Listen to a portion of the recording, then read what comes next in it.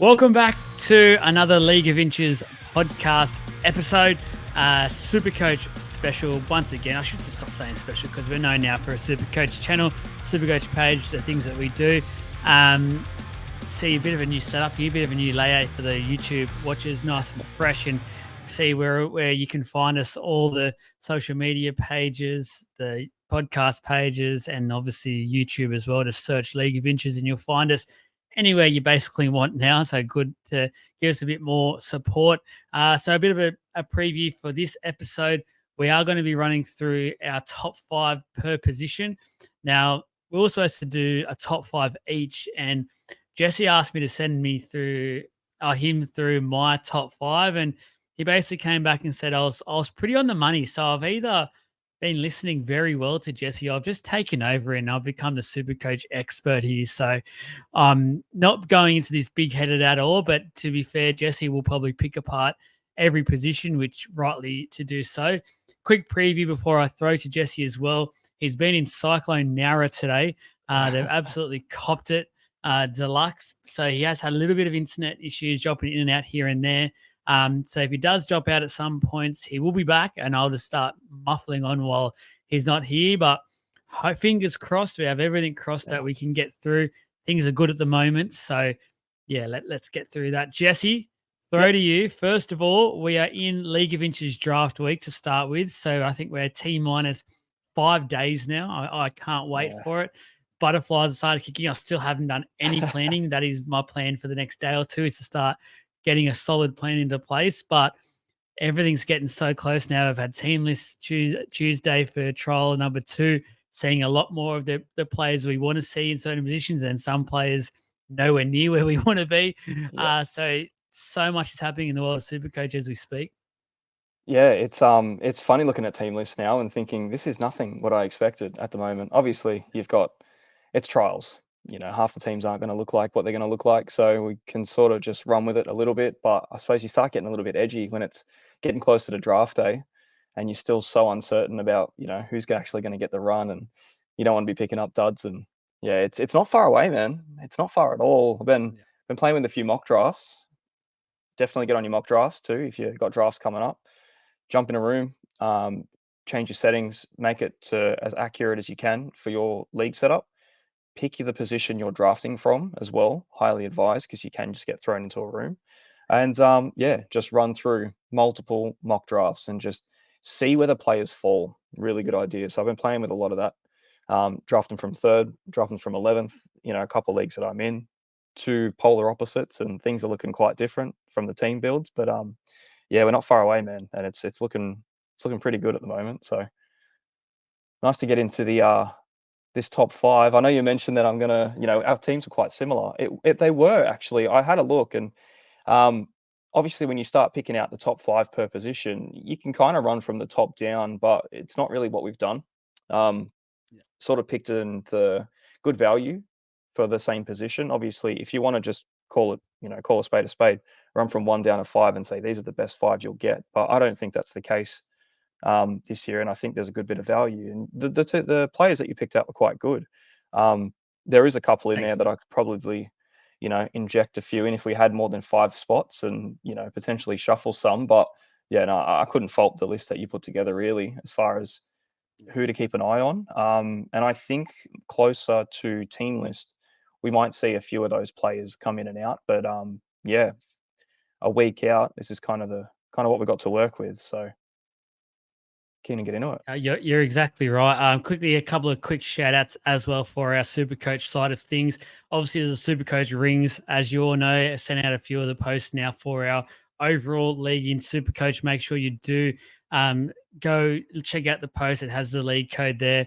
I completely misplaced where I have the league code, so I can't even see it to quickly give it to you.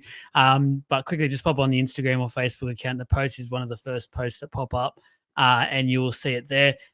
Supercoach rings. Thank you so much once again for the rings. Go check them out, guys. If you haven't already, the quality is amazing. It's like one of those big Supercoach Super Bowl rings, which is fantastic. So cool. Yeah, I hope I'm the one that's winning it. So it's just had a little bit more incentive, and I feel like I think there's already over about 200 or so people, so it's going to be very hotly contested, this competition. It's very, very cool to see. Secondly, the rugby league. Oh, sorry, the Fantasy Pro, Rugby League Mhm. Fantasy Pro website. Once again, you use the promo code 2feet to get yourself $10 off the first year's subscription.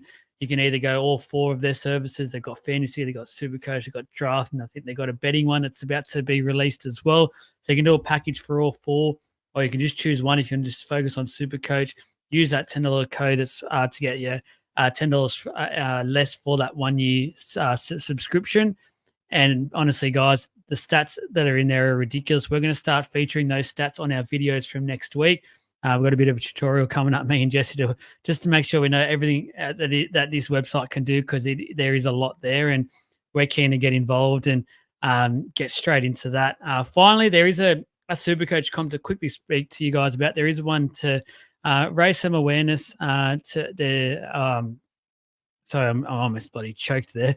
To raise some awareness, I'm going to put it up on my page once again and continue to share it. You've probably seen it yesterday. It's a $50 entry fee, and it's a $25 straight towards the charities of choice, and then a $25 towards the prize pool as well. So there's a bit for both to play with. Going for obviously a great cause as well. Again, I've just had a huge, humongous day this afternoon trying to create some posts and videos and stuff for team lists. It's obviously been a big afternoon for content creators like myself. So I just have totally run out of time, but I will make sure I share it. Make sure you check out the stories. But let's get straight into it. For the YouTube watchers and subscribers, once again, we do have the slideshow just to see a visual format of the video, just list through the names, etc. Some of them are gone a bit weird and dropped down, which I wish didn't happen. But anyway, that is how good is live recordings. So League of Inches, the top 5 Supercoach players per position. The first one, we're going to start at the big dogs. We're going to start at fullback and then work our way obviously up all the way and finish at a hooker, which we seem to love to do here at League of Inches, and play on that all you want. But anyway, we're approaching Vegas. Let's not mention that H word too much. So number one, I think, is Mr. Obvious, Kalen Ponga. There's not much to say here. What I'll do first, I'll run through the 5 I've got, and then I'll throw to Jesse to add his comments for the top 5, and we'll have a bit more of a chat about that. So number 1, Kalen Ponga. Number 2, a lot of people will probably be scratching their heads and go, oh, that's a bit interesting. Tom Trbojevic. I think on his day, the scores he can produce is just ridiculous, and that's, I think, you got to plan around that when you're obviously playing Supercoach. You're hoping for the best case scenario every time with your player. So I think Tom Trbojevic is one of those guys that if you can make work in your team, it's obviously a big word at the moment, make work. Try and get him in. Number 3, I think Scott Drinkwater, coming off the year that he had last year.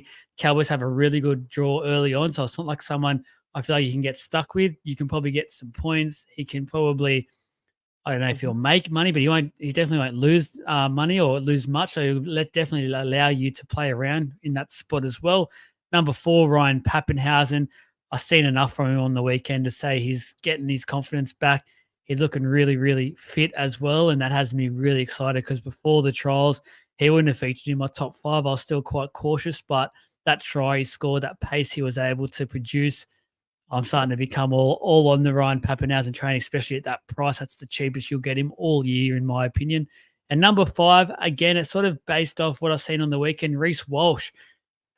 The worry for him, and this Jesse's been big on this, there's times where he'll sit there with 10 points after half a game.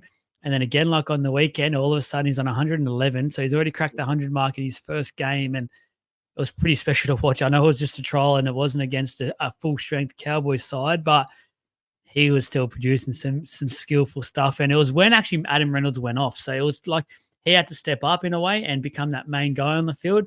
And he did that. So I was really impressed with that. So I feel like he's moved up a couple of spots for my rankings and around that number 5 mark. Jesse, your initial opinions. Obviously, you know my thoughts on Kalen Ponga. I think they're the same as everyone's thoughts on Kalen Ponga. The guy's unbelievable when he's on, and I reckon obviously he gets better. We can go on about it every single episode. I think we do almost. We kind of touch on just how much we expect him to do this year. And I think he's taking that pressure well. I think he's just going to come out, and I'm very keen to see how he comes out with this team list that he's named at fullback. I'm super keen to see how he plays. So, yeah, I think he just goes new levels, and I'm super keen for that, and a valid first pick, I reckon. Tommy Turbo, I was very happy you picked Tommy Turbo second, because I did too. Um, I love him. There's no one better than Tommy Turbo on his day. And obviously, you have the arguments about his fitness. He might not play a handful of games or whatever it's going to do. And it's like, okay, you understand the risk.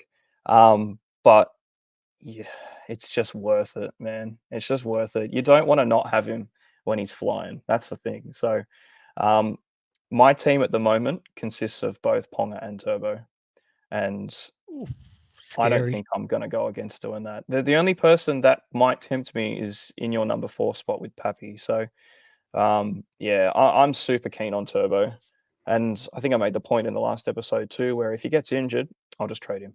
I don't care if I lose coin out of it, or you know, if he dies on 10 points and that's the end of his run, then that's the end of his run. But I've had him, and I'd rather run the risk and just have him to be sure. So that's kind of the point with him. That's the But scary thing for mine from a yeah, non-turbo owner at the moment. I've gone on the Pappy bandwagon and it saved me a little bit of coin, which has helped me play around elsewhere. But my worry is if I don't start with him and he plays the way I know he can play, and as I said, that's what we try and think of when we're picking Supercoach. I feel like he's going to quickly price himself out of anything. Like I'll have to change yeah, my team way too drastically to get him in, and that's the scary thing at the moment. That's the thing I'm trying to juggle. Um, and the hard thing is I've gone pretty hard when it comes to obviously halfbacks. I've spent a lot of money there. I sort of had I didn't have a double gun 5'8", but I did spend a little bit in 5'8" when it came to even my second player. When there is obviously those mid 200 players, but I went up to that 400 mark. So that was spending a little bit more than I probably wanted to, mm, but it is definitely a worry not having Turbo and knowing what he can produce early on. yeah. It's a risky play. Obviously, having him. I think having him is riskier than not having him. To be honest with you. Yeah. Um, but if you afford to take that risk, it can really shoot you right up. Depending on how he plays, man. Like, we obviously saw what he did a couple years ago. Guy's a freak. There's a good chance that if he stays fit, he scores more than Ponga does. That's half my point with him. So if he doesn't, then that's the end of Turbo, and you just have to do it every single year. You just get rid of him when he's injured. But yeah, I don't know. I If can't. Every time I put him in and then I take him out to afford someone else, I just think, if Turbo goes hard and he gets those points, then am I going to make that difference in these players that I'm getting outside of him? Obviously, running that risk and spending the extra coin. But at the moment, yeah, I can justify it. So we'll see what happens bold closer to the prediction day. from you, who Yeah. do you reckon will finish the year with the most points? So Kalen Ponga or Tom Trebojevic, both have obviously injury history as well. Both have Mm. come off years where they haven't played all the games, but they've also had years where they've played tremendous. I mean, obviously one Dally M's, etc. If you had to predict right now, who do you reckon scores the most Supercoach points in 2024? I would have to say Ponga, Yeah, personally. I think obviously they're both going to be gone for Origin too, providing they're both fit. So they lose the same amount of games.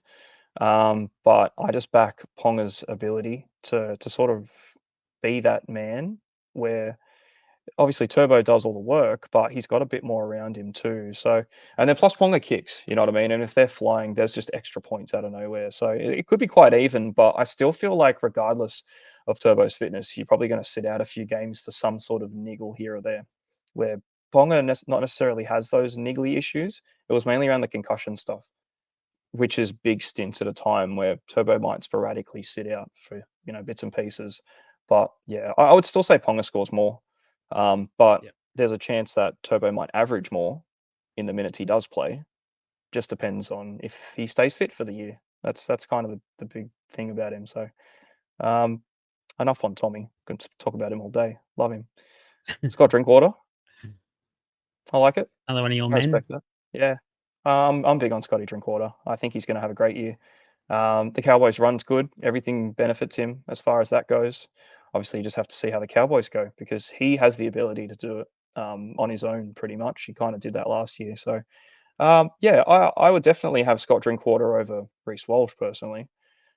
You saw what he was on at halftime. It was abysmal, and then he just explodes. So Yeah. I don't feel like Scott Drinkwater's got that sort of volatility. I think he'll just consistently pot up and up and up, and then everything runs through him at the end of the day for attack anyway, between him and even Holmes too. I don't really see him doing as much as Drinkwater does when it comes to sparking actual attack. So really good signs for a fullback anyway. So Scott Drinkwater's a great pick, and I don't hate his price either. It's a lot to spend if you're doing the double Kalen thing, but um, between Turbo and Drinkwater, I probably go for the Turbo ceiling, but Drinkwater will obviously play like every game, probably no questions between them. So um, Ryan Pappenhausen, he really got me intrigued after that trial game. Just seeing that speed, just that burst speed too. Because no one doubts his ability. You know what I mean? Like we don't have to sit there in trials and question how good Pappenhausen is. That's pretty clear. He's probably one of the best fullbacks in the game. But just seeing if he was explosive or as explosive as he was prior, and I think he kind of is, to be fair. Um, the way that he chased that ball over like through the line to get to that first try, that was quick, man. That was very quick off the mark. So, um, and that was the first trial game. I think it was probably about 20 minutes in, so or 40 minutes into it, kind of at the end. So, yeah, it was very impressive considering. So I'm pretty keen on Pappy. If I do need to go down a couple hundred K off Tom Turbo, I'm not all opposed to getting Pappenhausen in because he does look good. Um, and yeah, you're probably right about his cheapest price. Maybe the starting run doesn't help, to be Yeah. fair, as far as keeping his prices where it is. Um, I'm hoping he gets the goal kicking back as well. I think they're yeah, just hesitant to give him that right now, but yeah, I've seen already in some highlights from the Storm's social media team, he has been practicing a lot of goal kicking. So he's obviously confident enough to be doing that. I just feel like mm, in game mode at the moment, they don't need to push him for that. So I'm hoping by round one, he gets the goal kicking duties back. yeah. I think there's probably a good chance for it. They just don't want his leg to come off in the trials, so Yeah. it's probably a good thing that they're getting, letting him sit that one out for a minute. But because he does kick pretty well, but it Yeah. opens just a whole new avenue for points on him, and that's where you look at his 650 price and you think this is a joke. This is an absolute bargain. So Yeah. yeah, I am pretty keen on Pappy too. It's just obviously, starting off not too hot with the fixtures, but I think if you just get him in and you just accept that he might have a quiet game against the Panthers and probably kick off in round two, then you just take it for what it is. Nothing wrong with that, really. And you know what, man? I've been thinking too about this Panther Storm game. I reckon Melbourne win. I reckon Yeah, I think Melbourne there's win a like valid argument there. pretty well. Thinking about they don't Oh, lose round one. Honestly, I think so because Panthers are going to be coming off that Wigan game. Melbourne don't lose round one. It's Bellamy's last year, most likely. He doesn't want to lose the last year of his unbeaten run of round oof. oneers. You know what I mean? Like they're going to want to win that game too. So the more I think, and I've been thinking, oh, I might not want to start with.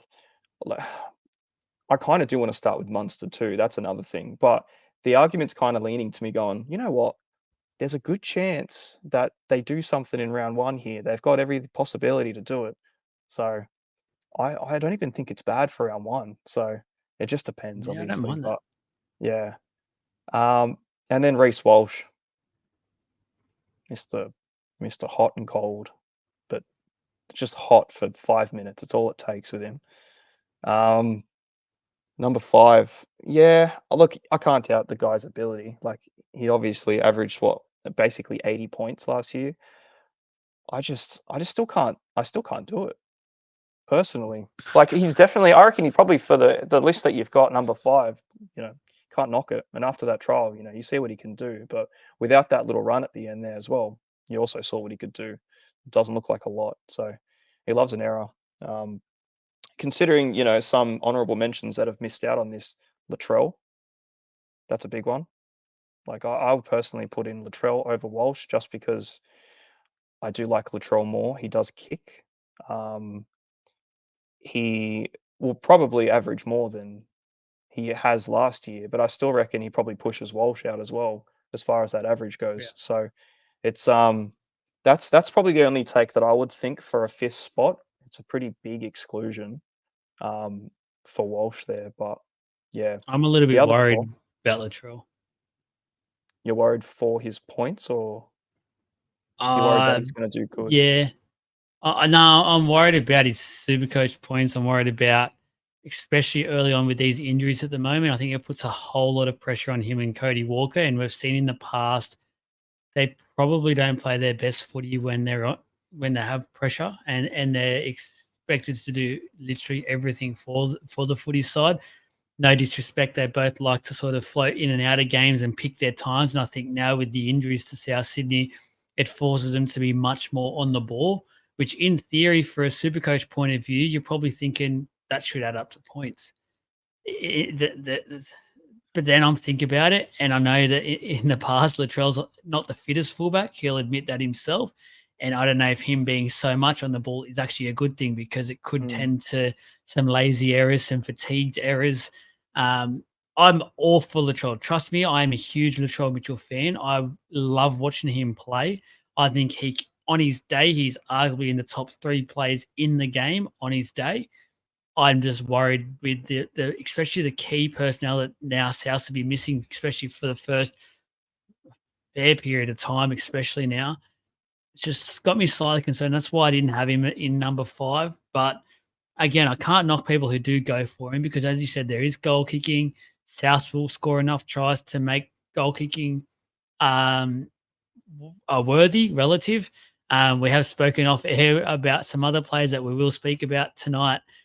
People are talking about goal kicking, and I'm just sitting there going, why are you worried about that much? Because the teams won't score that many tries to make it really count towards anything. But I think South Sydney are a team, even though they've got some back line out, we've seen them before. They're still able to score some tries and stuff. So valid argument. I can understand if people have him there, and in like a draft point of view, if they're picking him as the 5th choice fullback, if that's who they're stuck with, they got him or Reece Walsh, can totally understand going for Latrell Mitchell. Yeah, from a draft perspective, I suppose you look at the rankings pretty different. Yeah. Draft perspective, there's a good chance you could probably get Pappenhausen a little bit later, where I still expect Walsh to probably go in the top 6, realistically, 7 picks or so. And there's a good chance that he's drafted before Latrell is as well.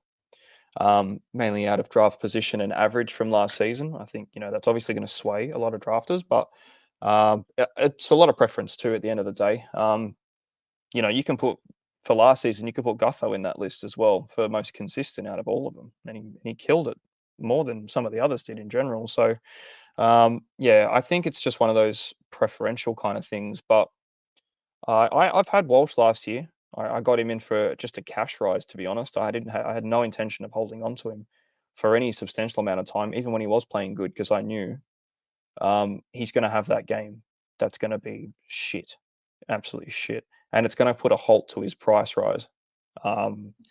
So I basically just ran off that until I thought I'd capitalize from him and got a better fullback straight away. So I think Reece not Walsh knocking is him one though, of those man. big guys Yeah, this year he's where a you really look at the run and you time it. You have to time it perfectly when you're playing him. Like, not to say he's a flat track bully at all, but he definitely scores very, very, very well against some of those lesser teams than he does against. Like, he still can produce against quality teams. He's one of the best players in the game, so he definitely can. But I definitely keep an eye on the draw and just see when he has some good games backed up, paired up yeah, together, and go from that for him. yeah. You're just paying up too premium, I think, at the moment Yeah, for hot especially got two a two good hard draw minutes to start with. potentially. So Yeah, it's not the nicest, and quality will kind of outshine that, and you can justify the price tag on a few of the others. But I just personally, I just can't justify it for Walsh in general. But yeah, man, pretty solid top 5 for fullbacks. yeah, We got some talent to work a with. couple of you already mentioned one honourable mention. I'll just mention 2 others quickly. Clint Gutherson, you've already sort of mentioned, had a really consistent year last year, surprisingly consistent Supercoach year. He's up there as the 5th ranked at the moment, so couldn't knock anyone if they had an argument there to have him around that 5th mark as well, just from how consistent he was.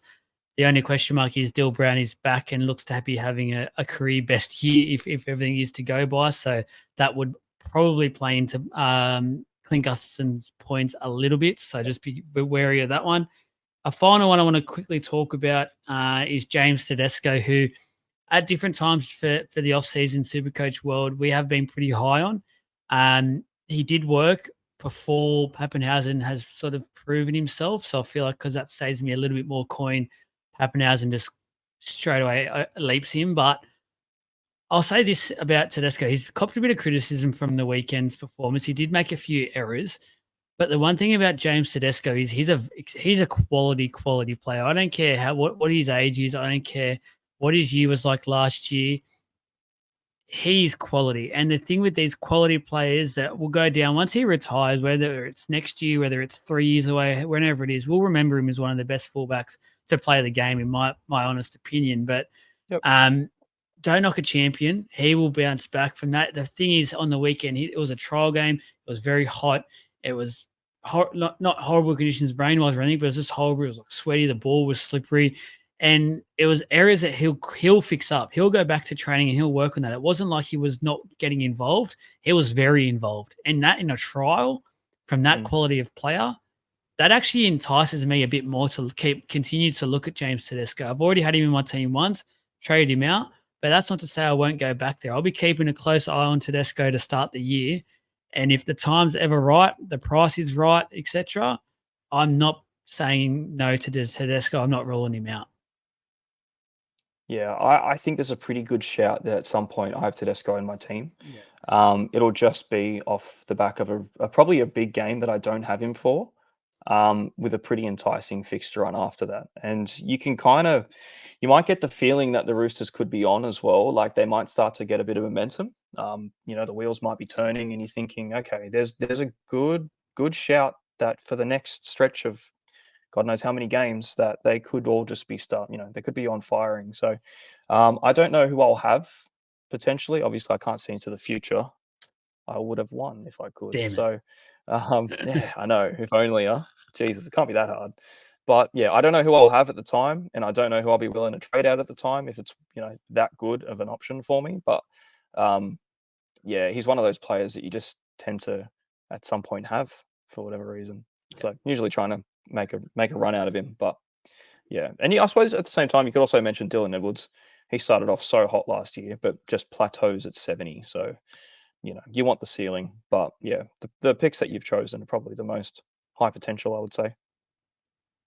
I'll give myself a massive tick for that position. Let's move on to the center wings.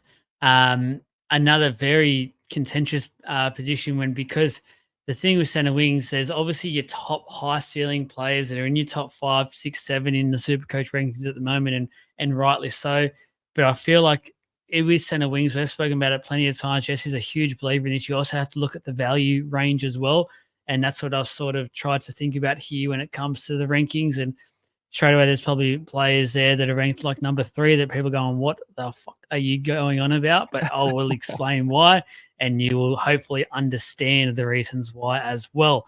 Just remember, you cannot have every single top 1, 2, or 3 player in your team. You go over the salary cap. It is literally impossible. So we're trying to make this a bit more relatable to what actually and realistic to what actually can happen in the Supercoach world, and players you can start with in round 1 and make work for your team. So center wings, number 1, Val Holmes. I feel like he's the number 1 pick in the center wing position. When you add the goal kicking, you add the fact that the Cowboys have a really, really tidy run. It's for quite an extended period of time as well. They've got a quite a nice start to the year. I know that didn't help them last year, but surely they get better this year for what happened last year. But even last year, Val Holmes was pretty consistent, even in a struggling Cowboys team. Number 2, Greg Marju.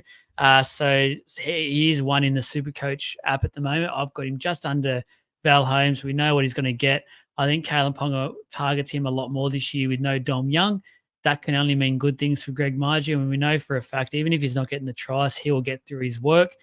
Number 3, I mentioned him just before, Taylor May from the Penrith Panthers. I'm anticipating a huge year for Taylor May. Named at center position, I'm anticipating. It hasn't obviously been confirmed. We haven't seen Penrith in any trials because they're over in England.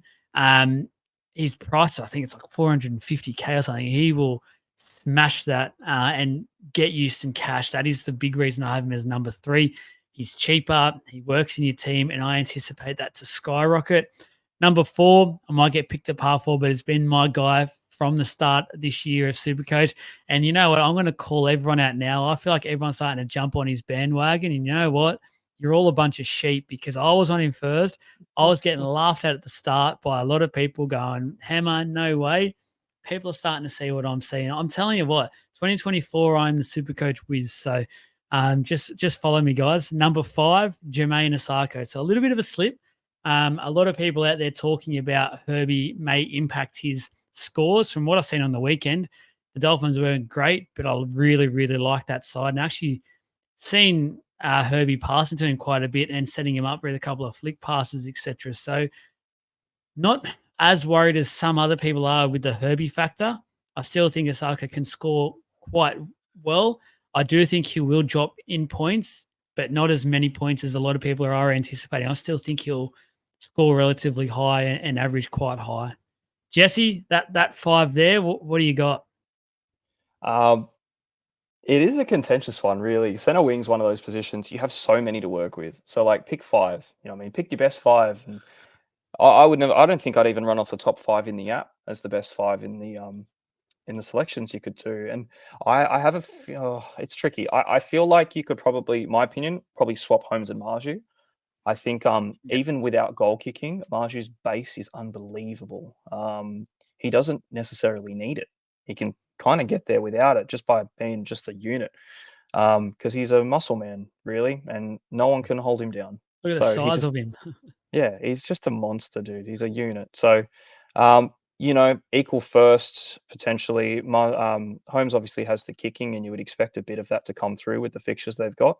But yeah, man, I'm so tempted for Marju. Yeah, it's so hard. It's so hard to fit them all. You can't. It's impossible to. You got to sacrifice somebody. But yeah, out of the two, man, it's just I don't think you could have a bad one.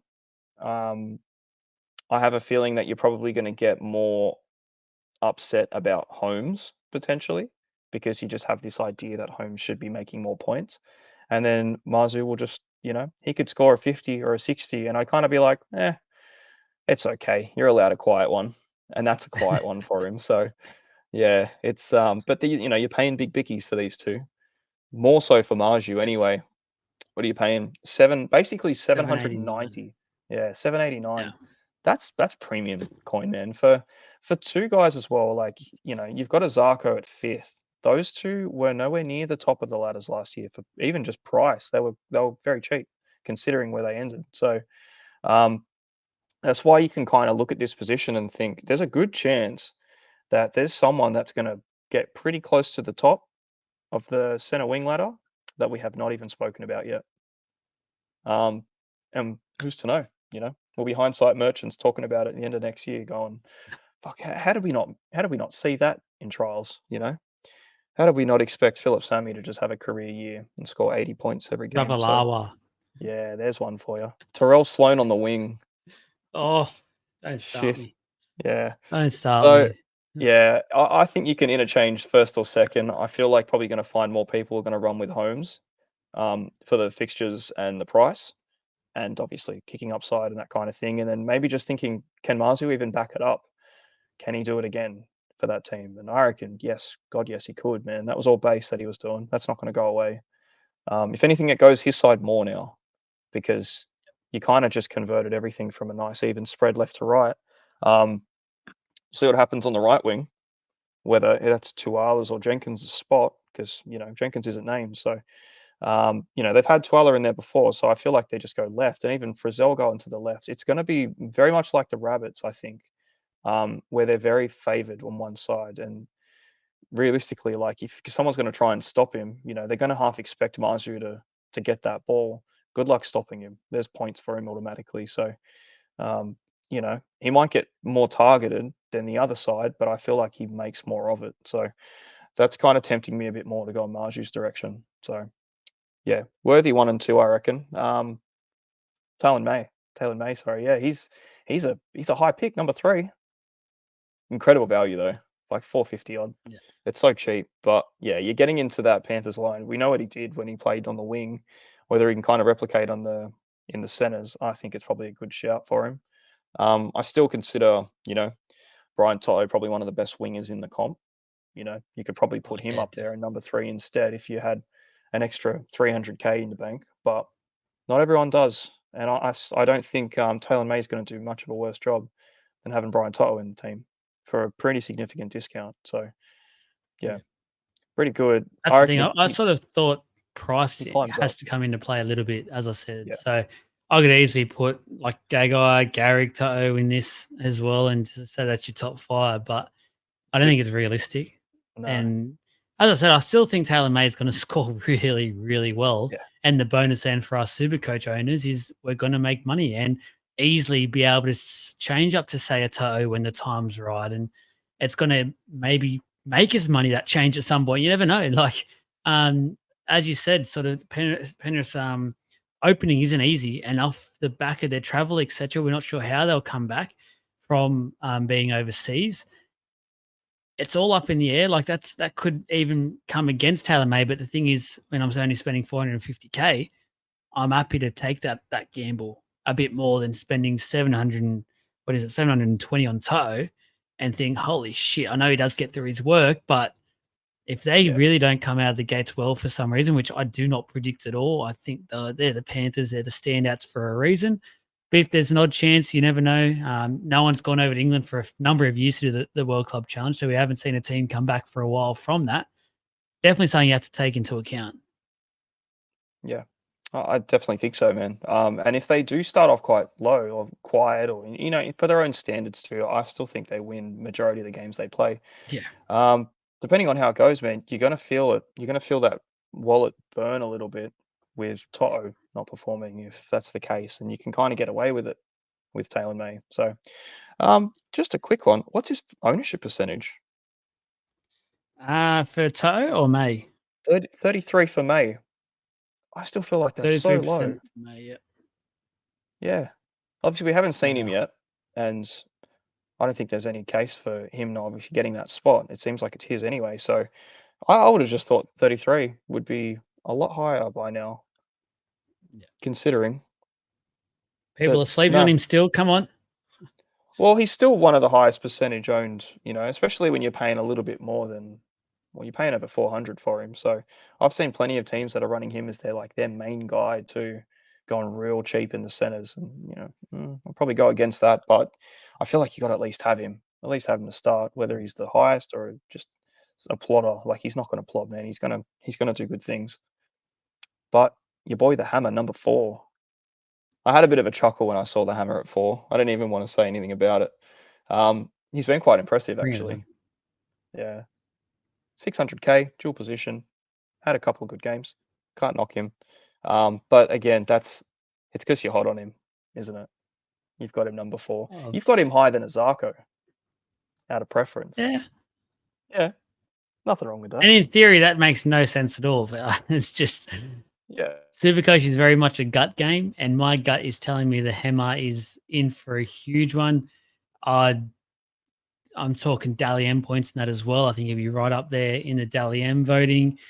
I just, for some reason, just have this feeling about the Hammer. Like even on the weekend, it was obviously the Indigenous game. He's just had some classy moments as well in that, just to mm, show me that last year was his first year. People forget this, playing fullback.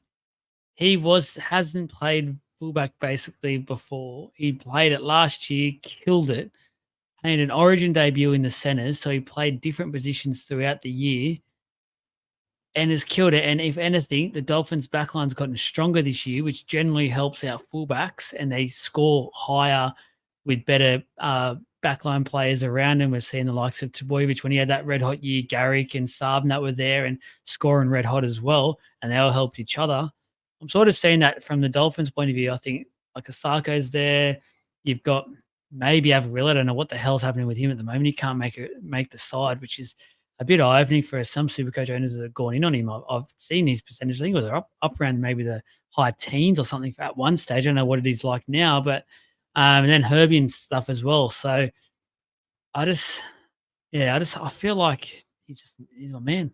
I've got to keep he's your going with man. him. Yeah, no, that's fair, man. I can Well, see why he valid showed. reasons. Yeah, I can definitely, man. And after seeing how he played too, I was kind of been like, because I haven't been off him, but I haven't really dived in at all. Like I haven't really humored the idea. And I had him last year. I started with him, and I had him for quite a while, and I was almost considering him just being almost half a keeper because I thought, why trade him for someone else doing the same thing? I'm just going to run with him for a fair while, and then eventually, it got pretty apparent that he was starting to dip. Um, but no, man, you make pretty good points about him. The fullback side of things, getting that run.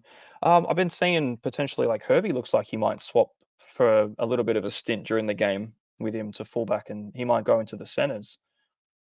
Don't know how that'll Hope run. not. We'll have to see what happens there. So, um, if he gets a bit more of a run in the centers, that might hurt a smidge, but he might get a bit more base out of it too, give him more of a chance to get on the ball. So, um, yeah, it just depends, man, but definitely not bad. Again, number 4, again, that's preference. If it was my number 4, I could put Jacob Kiraz in there, but obviously they're very, very similar priced, and I just reckon, Not out of the inside 2, once again this year. This hey, week. no, he doesn't need to, Kiraz man. isn't Just in the give him. Bulldogs side. Nah, that's all right.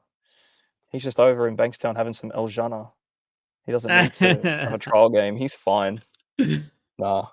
Well, you never know, man. Blake Wilson looks pretty good for it, but I don't see a world where he doesn't start in that team. I think they're just letting him Surely not. have a week off. You know what I mean? Why not? Give it to him. So, there is a couple that you could probably say. Obviously Campbell Graham, definite top 5 contender when he's on. Unfortunately, he won't be. That kind of sucks.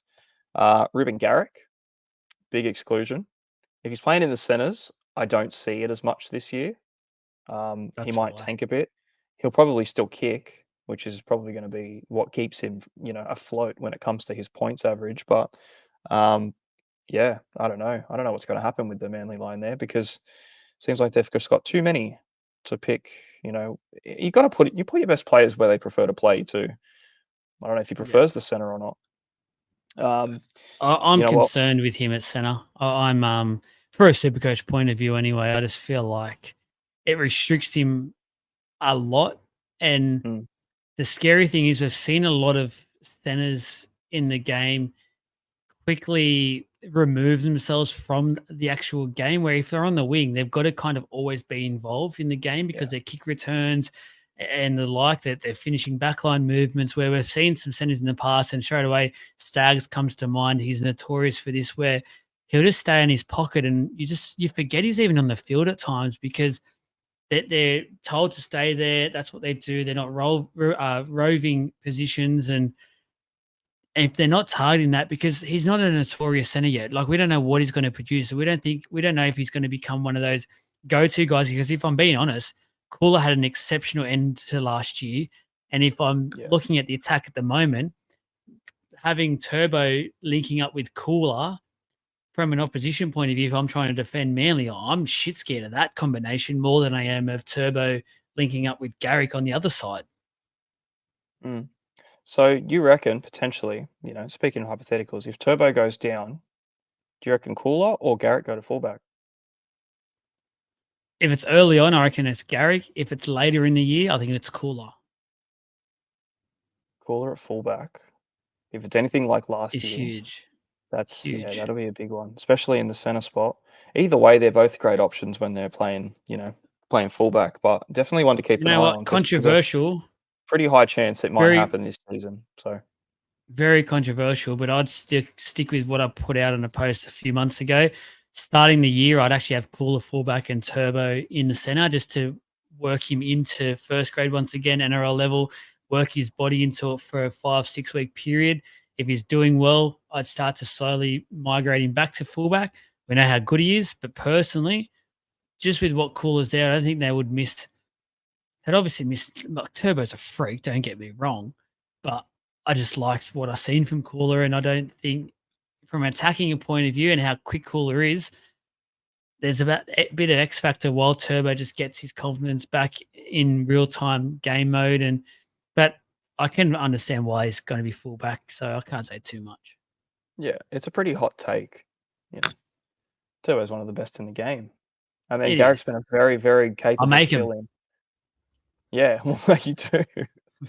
Considering Cooler had a handful of games at fullback at the very, very end of the season. So yeah, it looked good in the games that he did play there. But I feel like it'd be a hell of a ballsy play to take Turbo out of that position and not give it to Garrick, but then give it to Cooler. So yeah, That's the maybe one opinions day. I don't get paid to make, so That's right, man. everything's free. That's it. Just Um, get myself out there, get roasted. that's it. Publicity. Everything's good. Jermaine Azarko, number 5.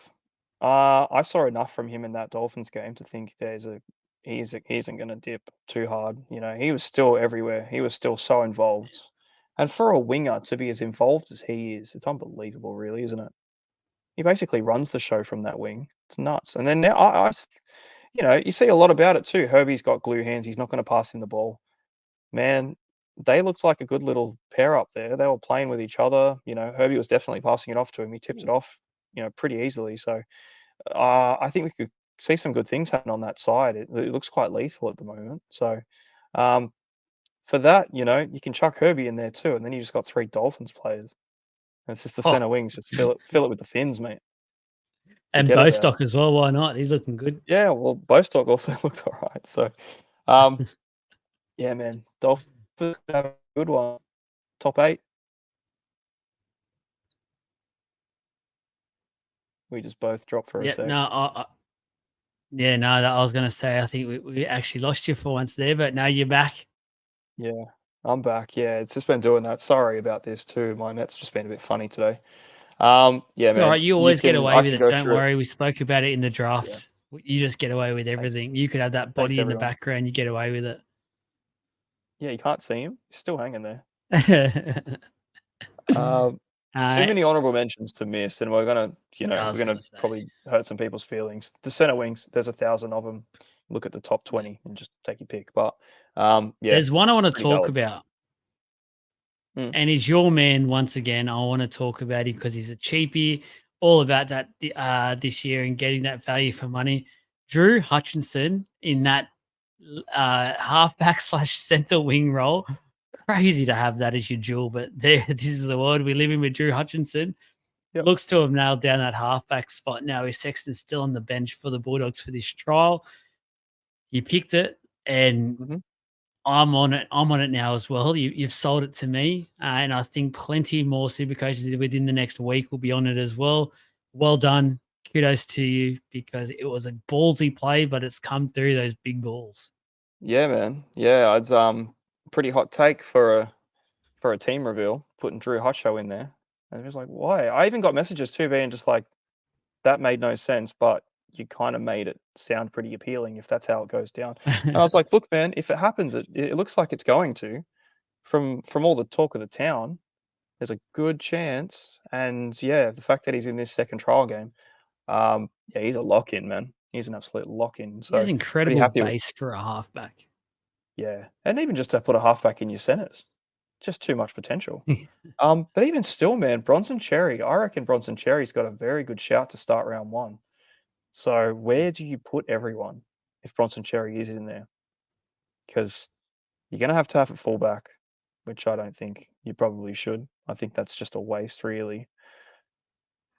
Cherry, Crichton, Karaz Adokar on the wings. Is that how it looks? Yeah, I think so. Yeah, I would say so. Just Well, going off Blake what. Wilson pops in there, but he's been Yeah, playing well, so couldn't go Skelton wrong with also him. played good, man. So like, you can't knock I was going any to of them. say Skelton they got really some did well, pretty good man. depth all of a sudden, which is They obviously do. what they've So signed for. But yeah, exactly. Yeah, there's that many of them that have. So no, it's all Drew Hutcho, mate. It's Hutchinson season. So I'm in as for you it. said, there's way too many honourable mentions here that we could say, but we'd be either all night, another midnight episode, or we Yeah. would disrespect a couple by not mentioning them when we should have. So probably easy. We don't even mention many at all. I just wanted to quickly make your head a bit bigger by saying well done on the Drew Hutchison shout. So 5'8" now.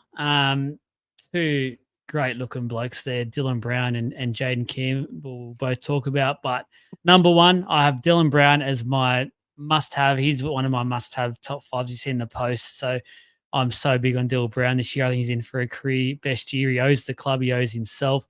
If he doesn't do it this year, he should seriously think about what his career looks like moving forward. Number 2, Cam Munster. I've still got him there as number 2.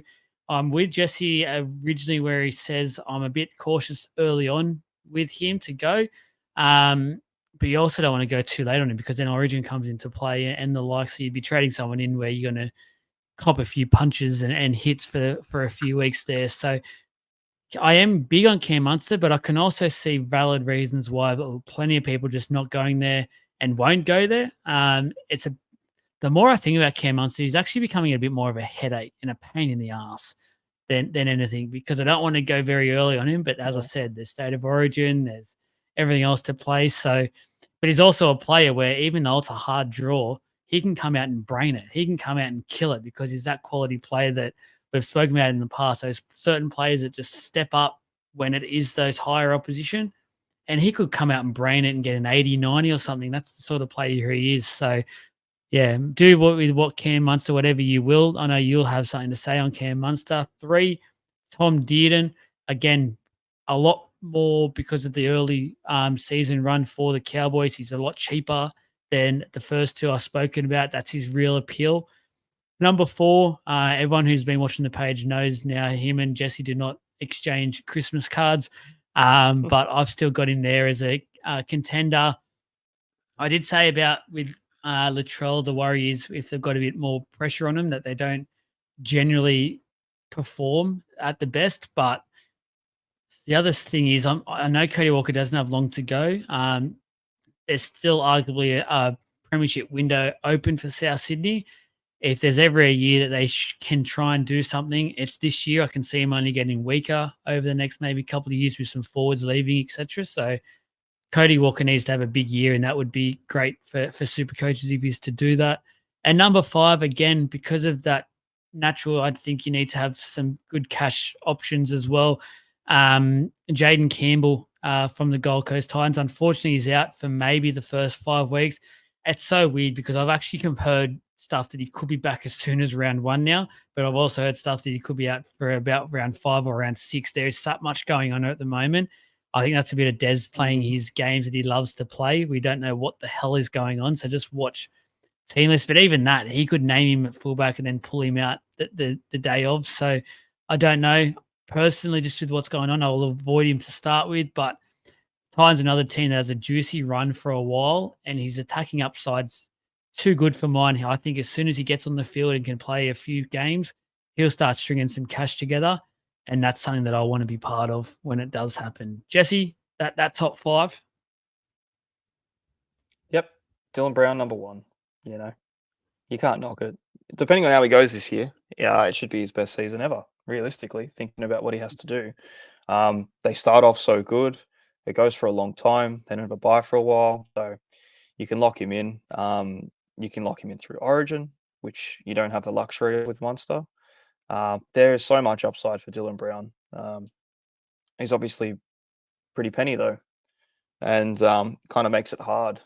And see, 5'8's kind of that position at the moment where I'm thinking like if I want to have the 2 gun halves and 2 gun fullbacks, I don't really like I don't have the money for a gun 5'8 or 2. You can't have 2 of them, but there isn't really 2 to have realistically. But yeah, man, if you've got him, that's about as good as it can really get for that position. Incredible base, incredible upside as well, and he's only going to get better realistically. You hope so. Yeah, good first pick. Cam Munster. Yeah, at the moment he's kind of sitting in my team. Just depending on 1 or 2 other players that I'm moving around. He's the guy that will show up to a big game and shit himself against the Tigers because he doesn't Yeah. need to do a great deal. You know what I mean? So yeah, your time is run, but you time it around the hard games. So a little bit different to how you kind of see it. But yeah, that Panthers game, it's probably going to be his trickiest game for the whole opening fixture, and I'm kind of glad it's round 1, um, because you're getting the best opportunity to beat the Panthers, especially in that first week. And obviously, the Storms have a great first round record. So I think if that Panthers game was going to come in any later, it might be worse for them. But I don't mind it to start the season off. Um, And then, yeah, the early buy kind of hurts too. You can't forget about that. It's in round 4, so there's a couple things there that can deter you a bit. But man, I'm still seeing that kind of value out of him. Because he does have those games. He just sort of puts it on. Um, very much like those other fullbacks that I kind of went against. They're like, same thing. They have those shitty games where they don't do a lot. He does the same thing in 5'8", but he's one of those never in doubt kind of guys. He always seems to do something pretty good at the end. And he's a bit of a discount as well to Dylan Brown. And realistically, I would say Munster's the better player than Dylan Brown too.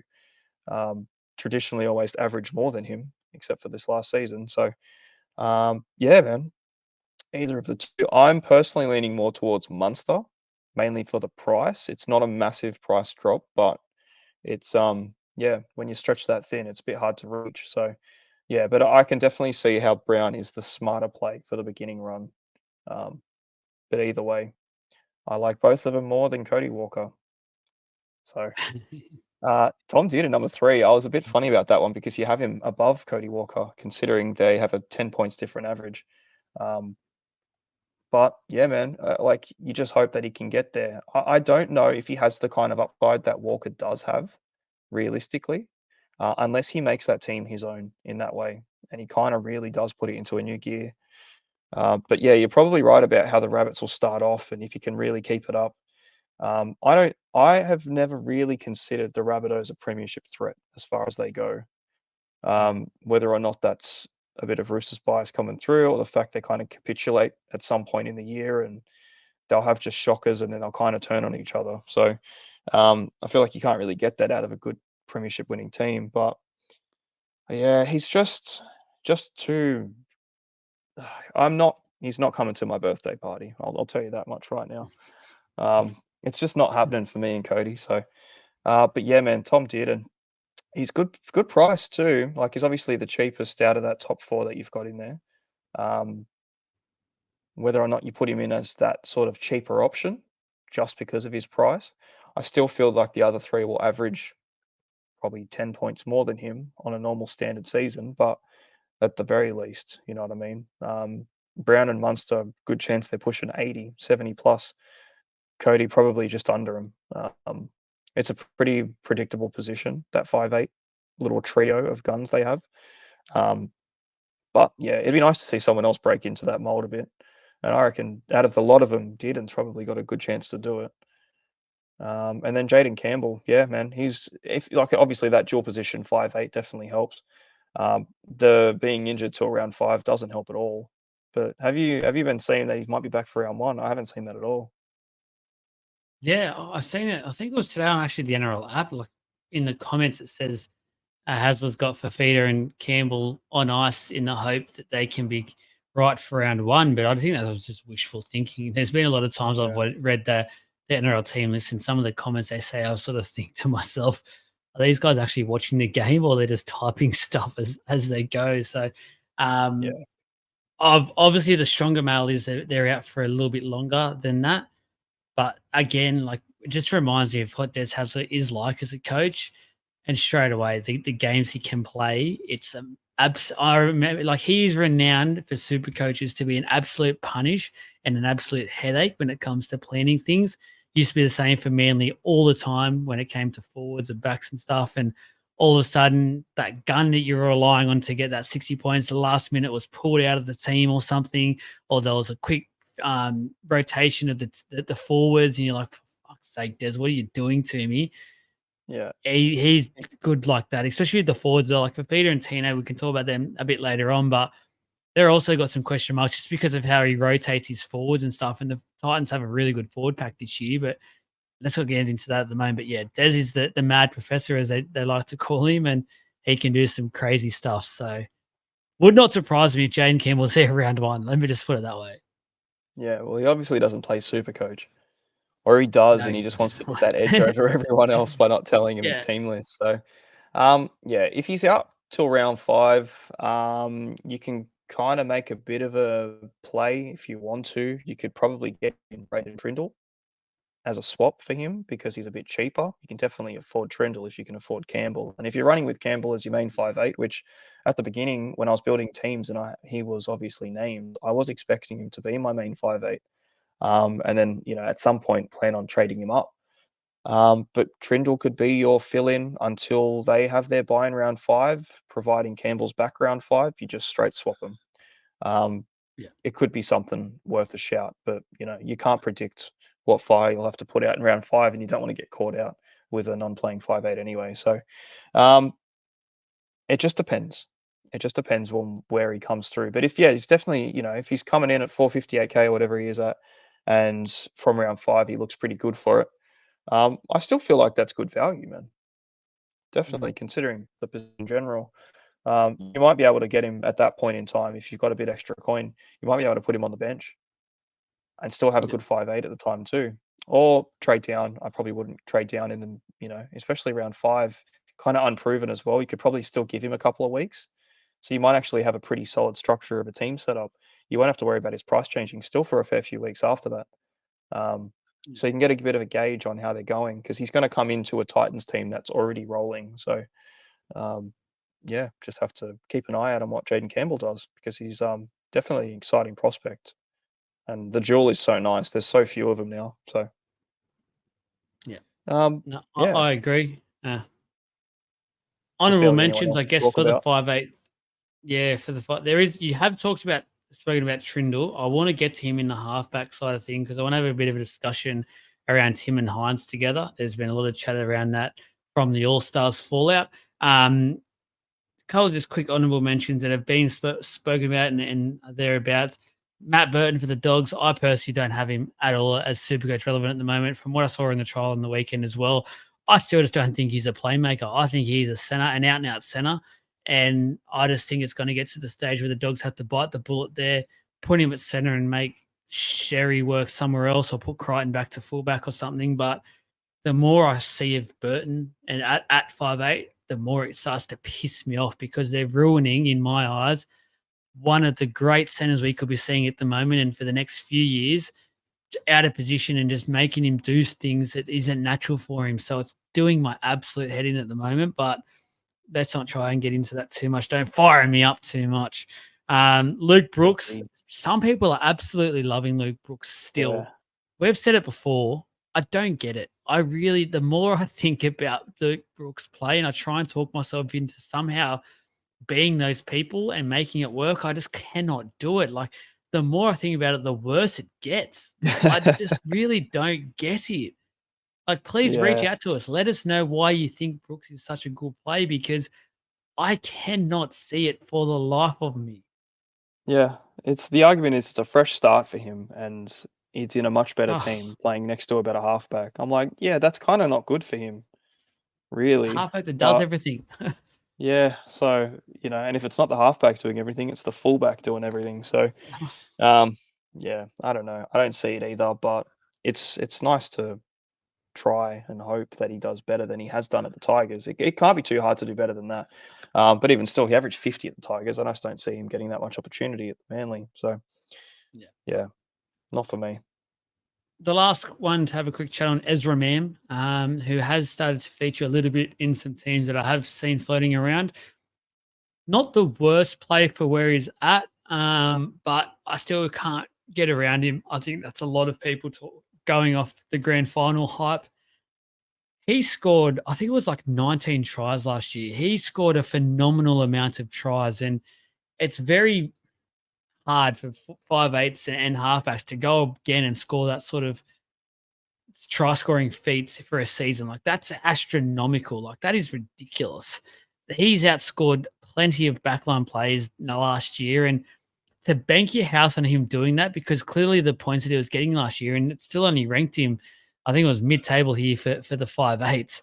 So it hasn't ranked him too high considering he's scoring so many points from tries. Like, if that dries up even by 5, 6 tries or something, he hasn't shown yet in a super coach world he can find points elsewhere yet. So it's just so much of a Mm, gamble.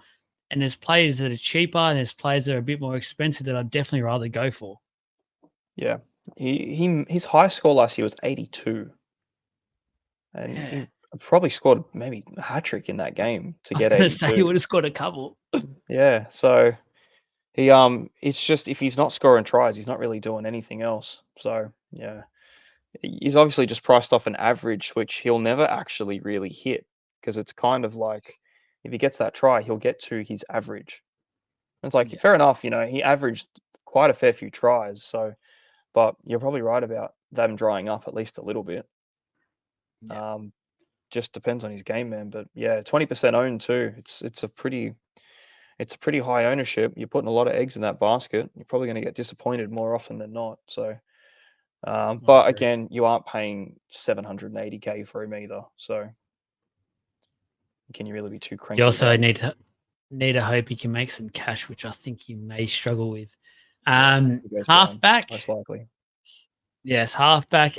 First, Nico Hines, who we have said countless times now, he is our first pick in both of our Supercoach teams and has been since the app has opened till now. Number two, Nathan Cleary. An interesting chat ahead when we get back to Nathan Cleary. Number three, Mitch Moses. Number four, Daly Cherry Evans. And number five, we spoke about him on the Roosters preview, Sam Walker. Now, Nico Hines, I want to talk about. I did mention about the Braden Trindles thing. There's been a lot of people talk about the All Stars game, and so I was actually at a Pink concert, so I've only been able to catch up on some of the highlights and bits and pieces of the game myself as well. Um, I'm not anywhere near as concerned as a lot of people are trying to make out this whole Trindle and Hines and Trindle's going to eat into Nico's points, blah blah blah argument. I think if anything, I think it makes Nico Hines go to another level. And the reason I say that is because it's going to take so much pressure off him to have this sort of player there. And it actually frees him up to hopefully not have as many defenders on him. Because the problem with the Sharks and Nico Hines for the last 2 years, everyone has known where the ball's going. Everyone knows that Nico Hines is going to do what Nico Hines does. The fact he's been able to score what he's been able to score at Supercoach and be the player he's been able to be is phenomenal. Shows you the type of player Nico Hines is. People say he's overrated. I don't think he's overrated. I think he is slightly out of position at halfback. I'd love to see him in a natural 5'8" position, but he's a very classy player. Trindle does not impact him anywhere near as much as some people are making out to be. It doesn't put me off having Nico at all. All it does is tempt me to own Trindle as well, which is dangerous. I understand you don't want to have probably ideally two players at the one team, especially in the halves. But as you said, JC's out. I'm tempted to have Trindle in 5'8" alongside Dill Brown and have Nico as my main halfback. Where are you at with this? Because it's obviously nerve wracking to have two players, first of all, in that position. But can you see where I'm coming from with that? Yeah. I don't think Nico gets that impacted. No, no, not at all. I think they're just trying to reach for an argument to not have him. To be fair with you, man. Yeah. You know, you got to forget too. Like he played for Melbourne with Cameron Munster, Jerome Hughes, Yeah. and Harry Grant. They didn't take away his Fourth points. He string. was unbelievable, and he was like the backup fullback. Yeah. So you know, it's not, oh, Braden Trindle of all people is going to take points off Nico Hines, considering Harry Grant, Cameron Munster couldn't take points off him. Like it's such a weak argument. I'm hearing it so often too. I'm like, oh, you got to watch out. Trindle's going to get you. It's like, no, man, are you serious? It's Braden Trindle. Well, he's just going to support. He's just going to kind of do his thing. Like, okay, Moylan did a pretty good job because he was rubbish, and Hines had to do everything as far as actually relevant game stuff goes, because Moylan had a fair bit to his game in general, but it was more in the background. Okay, Trindle might be a bit more active. He might actually do something with it. But it's not going to take away the fact that Nico Hines is probably going to end top point scorer again. Like Yeah. it's just a silly argument to make. He's done it consecutive years. It's not because he had a shit 5'8". It's because he's good. It's because he's really, really good. So yeah, make of it what you will. I'm actually half considering running with Trindle for a few rounds. I think we spoke about it in a chat before as well. Mainly just to free that cash up, and then just have to see what happens come that round 5 bye if I'm plugging my backup 5'8" at the time just to cover him, and I'm going to have Cleary too. Um, or if it kind of puts me in a position where Trindle looks like he actually might go up. Um, and it's one of those, and it's another point to make as well. I don't think Hines loses points to Trindle, but I feel like Trindle gains points playing with Hines, Yeah, I was about to say potentially. that. So there's a chance that he gets more of a run next to Hines than he would have if he was just doing it himself. Obviously, he had those halfback games too where he was quite good in those stints where he sort of did everything. But he doesn't go missing at the end of the day. He's not a ghost out there. So if Hines is flying. The Sharks are flying. Trindle naturally should be getting some stuff to go on too, even as a temporary play. Obviously, you do want to have a gun 5'8". He could be a stepping stone in the meantime, but he kind of opens a few doors up. The big one is he allows Tommy Turbo in my team, and he also allows a really good center. So it just depends on whether I value those two instead of Pappenhausen, which is still a great play, and just trying to get that extra cash somewhere. So I think when it comes to 5'8", you can probably afford that gamble if you're going to put him there. I still wouldn't put Nico and Trindle in the same spot No. because, again, you will lose them both. Very risky. If you're going to play him, you do play him as your 5'8". But again, I don't think it hurts Nico, man. And if it does take away 3 points from him, he's going to score 120 most of the time anyway. So Trindle's allowed to have 5. Cut him some slack. The other point I want people to think about as well when they're thinking about this argument is look at the Sharks and the way that they play. And what I mean by that is they're spine players. And you think about other teams out there, Roosters are a case in point where they've got pretty much a star-studded spine that everyone wants to basically be on the ball and play their role. The Storm, like you said, are exactly the same as well. Like you got Grant, you got Munster, you got Hughes and Pappenhausen. They're all freaks. They all very, very high attacking quality players who need all fair share of the ball.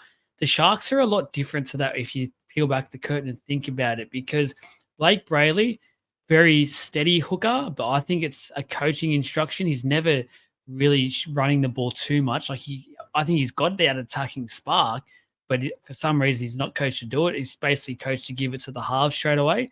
And Will Kennedy isn't one of those fullbacks that takes over and tries to be too involved. He's very much that guy that chimes in here and there and is sort of more one of those players that makes defenders keep up and look at him, not more so that fullback that really gets on the ball too much. So I think that just allows both Trindle and Hines enough time to get relevant Supercoach points and be the players that we're thinking that they're going to become. I don't think it's going to hinder him at all. If they had more of the players like the Roosters or the Storm had that the other spine members were more dominant on the ball, I would be a bit more worried. But I still just think it's those two that's plenty of time to both be able to do stuff with the ball.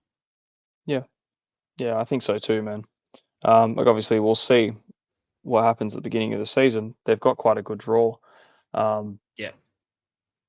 Hines That's the will other thing just I do like. Hines things, man. Yeah, the Sharks draw is really nice. Hines will do Hines things, and that's it is what it is. You can't expect any different from him. But I do expect Trindle to go up because he's only at a 43 average. I think he's priced at. It's not much really, considering how much Nico averages. It's a big jump. For that divide to be so far apart between one and the other, we'll just have to see what happens. But yeah, I don't hate it, but I don't think it's a long-term thing. I think you have to, at some point, get off him and try and get into somebody else because, yeah, it's just having two of the same, like you're putting all your eggs in one basket. But it's Nico Hines' basket, so it's not a bad one to be in. Put my Nathan, Easter eggs in that basket. Talk to yeah. us about Nathan Cleary because I think that's another interesting discussion at the moment and how quickly your mind is changing on the Nathan Cleary stance. I feel like. Oh no, I'm still starting with him. I'm still Yeah, starting you've with him, gone and back it's to the really to starting. it. There was some Yeah, time. nah, I can't not do it. I've thought about it. I just can't justify it to myself. I feel like I'll just be clawing back too much trying to trade him in at some point. And I know if I don't start with him, I won't have him for a long time. And I'll just be missing out and I'll be hating myself for it. So I'm just I trying to did make it. it work. Hey? I actually did it. I traded Nathan Cleary out. You did. I Who thought quickly got him back to in the do it? team and Yeah. realized it scared the It, shit out of me knowing how hard it would be to get back to him. Like I thought to myself, if he doesn't start red hot, like possibly we're anticipating because he's human, mm, so be it. But as you said, it's more so a point that I know he'll make it up. If he starts slow, he'll catch it up, and he'll become the player we know he can be in Supercoach. So yeah. I think what's probably putting a lot of people at like a bit of unease about it really is just the price and the potential that he does drop in price. I feel like, He's still 40 odd percent. yeah, he's higher than Nico Hines by a Nico, bit yeah. now, almost 10% more owned for Cleary than Hines. So he's 42% owned. Hines is 33% owned. That's got to purely be price, even though it's about 60K. Yeah, Has to purely be price. maybe people are just so scared of Braden Trindle, man. They're just trying to jump off that Hines boat, but it's a bit silly. Um, Jesus. there are plenty of arguments to not start with Cleary. They've got the World Cup game. Um, they probably aren't going to have much of a downturn for it, and they got a really hard draw to start, and they don't really start too hot, really. But it's the Panthers. They don't need to start too hot; they'll still win. They'll just probably grind out a few. But like again, I have been thinking, and if I was a betting man, which I am, I will probably say Melbourne go up round one, um, and then that puts the Para game round two. It's not an easy game for Penrith, that Parramatta Eels game. It never really seems to They'll be. smash us. You reckon? Oh, they'll smash I us. think if they lose to Melbourne, they destroy the Eagles. But it's not easy. And then they got the Broncos, and then they got the Roosters, and then they have Manly. So it's like, fucking, when does it stop? Which is why I expect that team to get they're just going to start rolling. And if they do lose round one, they kind of get that loss out the way because they won't be losing again many times after that, really. So, but the way that I sort of made the point of it is like, I am happy to buy Cleary at 9.12 at any point of the season. I feel like that's probably cheap, realistically, or it's Yeah. decent enough price. Like if someone says, Cleary's going to cost you 9.12, Nico's going to be a mil, I'll be like, okay, I'll take both of them and I'll work around it. But I'm happy to even lose cash on Cleary at 9.12 because the whole point of it is you're not going to trade him out. Yeah. So like, what his price comes in at, he's gonna stay in your team. And if Cleary has a bad game and he scores 60 points, it's only bad because he's priced at a 90 average. So it's like, okay, he might score 60. What's your alternative? Mitch Moses? He'll probably score 60. It's And like that's a good game. I understand he's a fair bit cheaper. He's a couple 100K lower. But again, you're gonna trade Moses out at some point, probably for Cleary. So Yes. if you get him, you just have him. You don't trade him out, or if you do, there's probably an origin reason for it. But um, yeah, and you kind of just run with it, and you just take the ups and the downs. So, and I just think it's going to be too hard. If you leave him for a bit, I suppose the whole point is to try and get someone to go up in price, to have him come down in price, and then you've made a bit out of that too. Probably strengthen another position. Um, no one else stands out so much for me that I'm going to get that instant cash bump out of him to get Cleary when I want him to. Yeah. Otherwise, if it's left too late, it'll be closing in on Origin. I'll be getting him in for a couple of weeks and then losing him for a couple, and then that's where the problem is. So I think for now, man, I'm just going to lock them both in and just forget about it. It's kind of how it's been the whole time, to be fair. But it is And just nice having the extra bit of cash. So yeah, I think that's the safest play. I will be doing exactly the same, and I recommend anyone listening to do exactly the same. And as you said, the trade factor is the biggest thing for mine.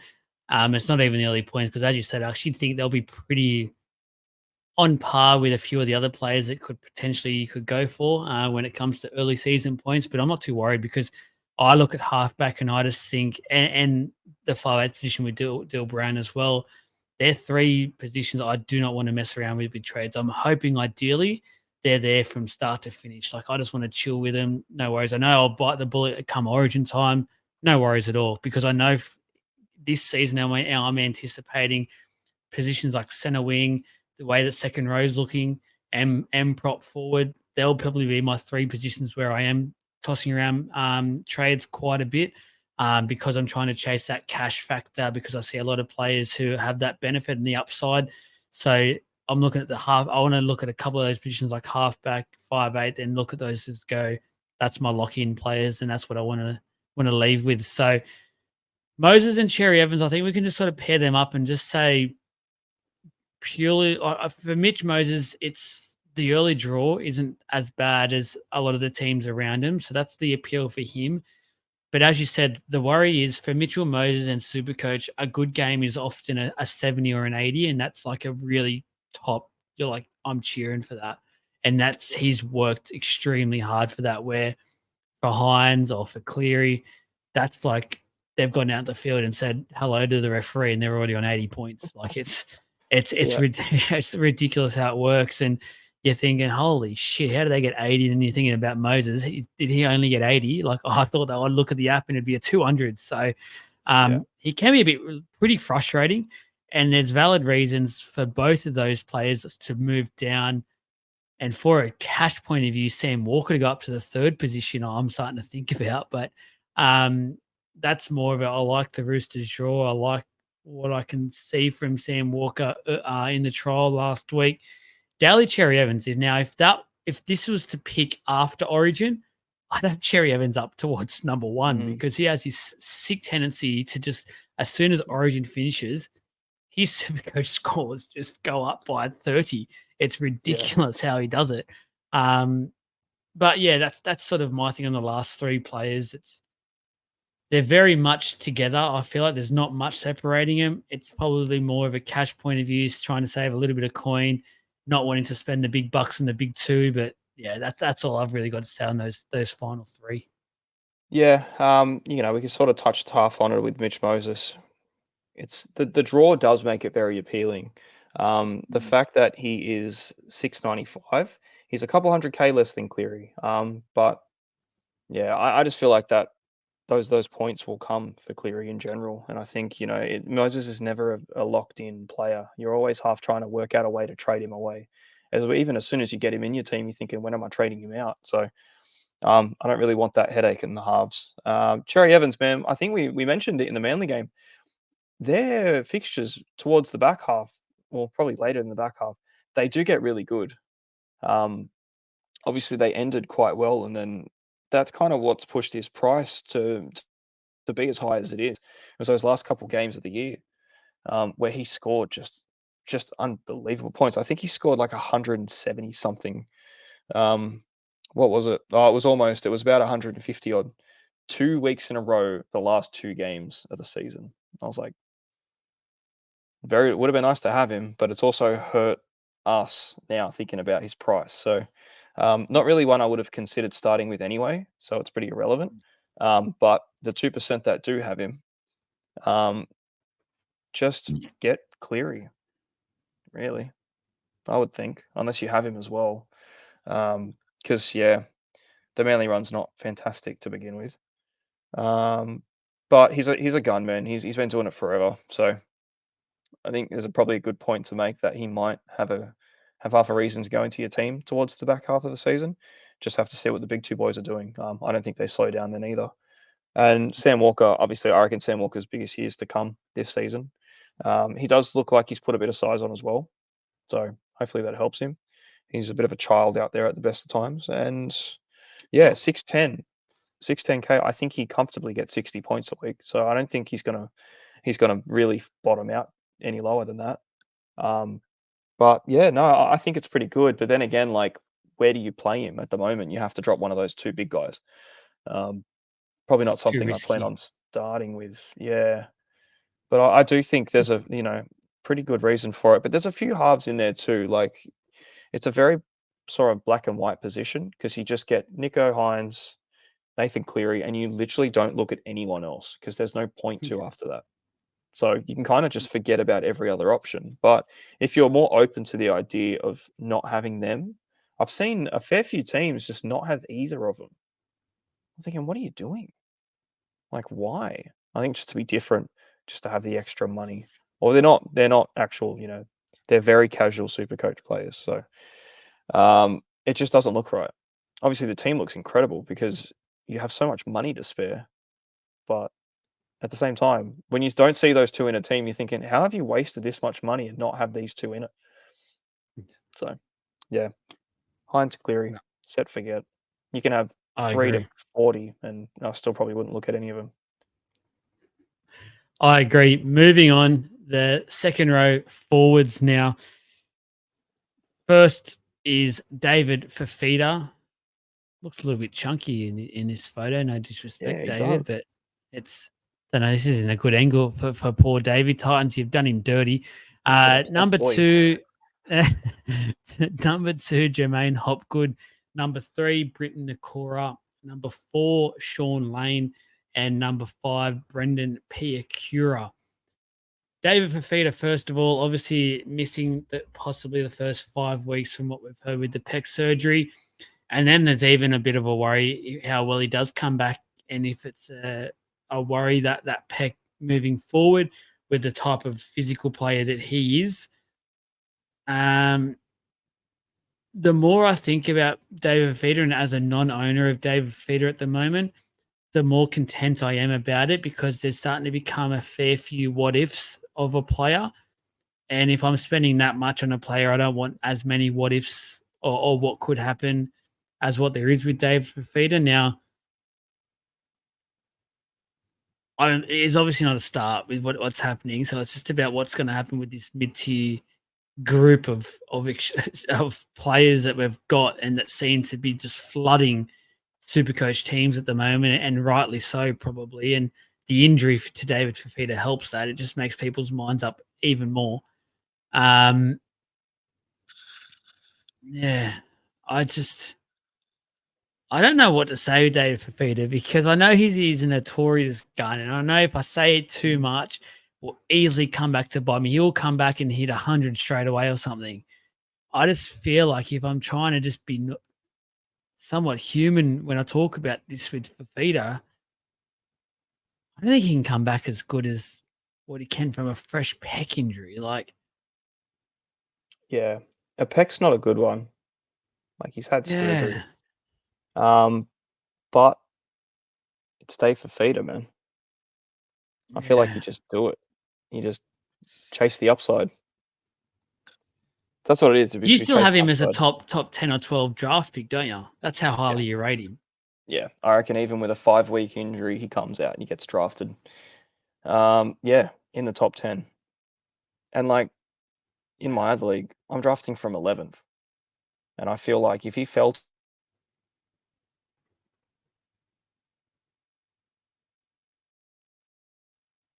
Oh, I think we may have lost Jesse to, quickly there. So, oh, there it's he's just back. He's back. yeah. There we are. I'm back. Sorry about this. Yeah, I don't know. I kind of hope he doesn't fall to me at 11th, because I feel really bad not taking him, but I feel like I kind of have to. So it's risky, especially not having him for 5 weeks. But again, very long season. Um, Man, he was the best last year. It was a clear standout. Um, and I don't really see anyone kind of doing that again besides him. Because yeah, averaged 81.5 out of 22 games. So it wasn't like he played a handful. He's there for pretty much all season. Um, just a monster, dude. Dave Fafita's a beast. Best year he's had. I'd back him to do it again, but he might just start slower. So I probably won't get him instantly. Um, if it's going to be one of those things where you give him 1, 2, 3 weeks to potentially drop in price.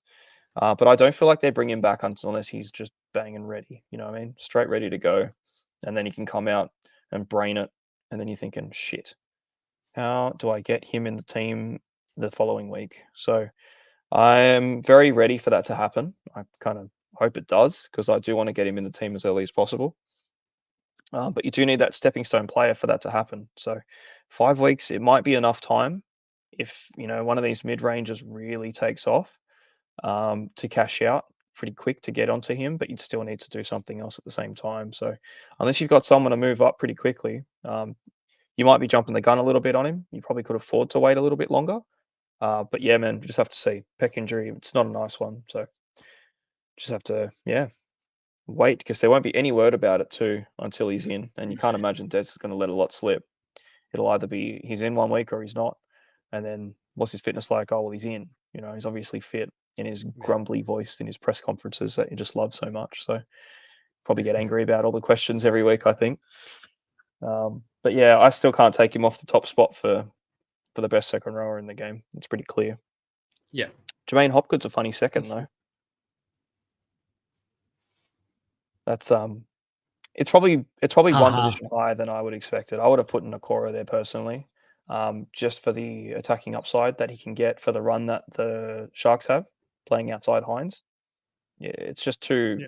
too much of a good proposition for it. And the fact that he is cheaper by about 40K, um, 80 minutes as opposed to, well, Hopgood can play 80 minutes. I don't know if he will consistently, but he did it last year for a long time. So it just depends, dude. But yeah, no, and just the history of the player as well. Obviously, Hopgood's played one season incredibly well. Ranked himself third out of all the second rowers in there, um, with a 9% ownership. People are paying the big bucks for him. Even still, I feel rude buying him at that price, considering what where he knows he comes from. But it's a lot. It's a lot to Consistency is spend. key for some. It is key. That's the thing. Yeah, it's what you're buying. You're buying those points just every week, almost half guaranteeing that you're going to get anywhere from 60 to 100. It's not a bad thing to bank on because he will do it every week. But yeah, I'll say this about Jermaine.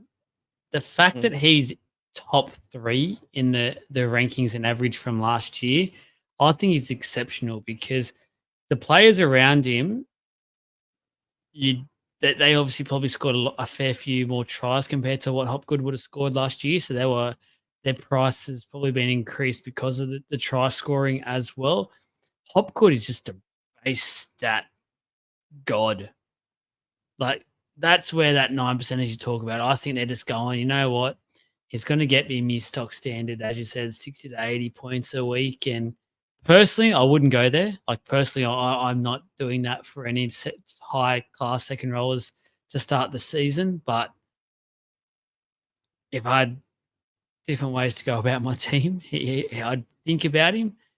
One thing I don't want to do this year is play it safe. So unfortunately for that price tag, I can't do it. But yeah, yeah, yeah. It's just a price tag thing because yeah. I wish I could have him again. Honestly, I wish I could just rely on someone as much as you can rely on Hopgood.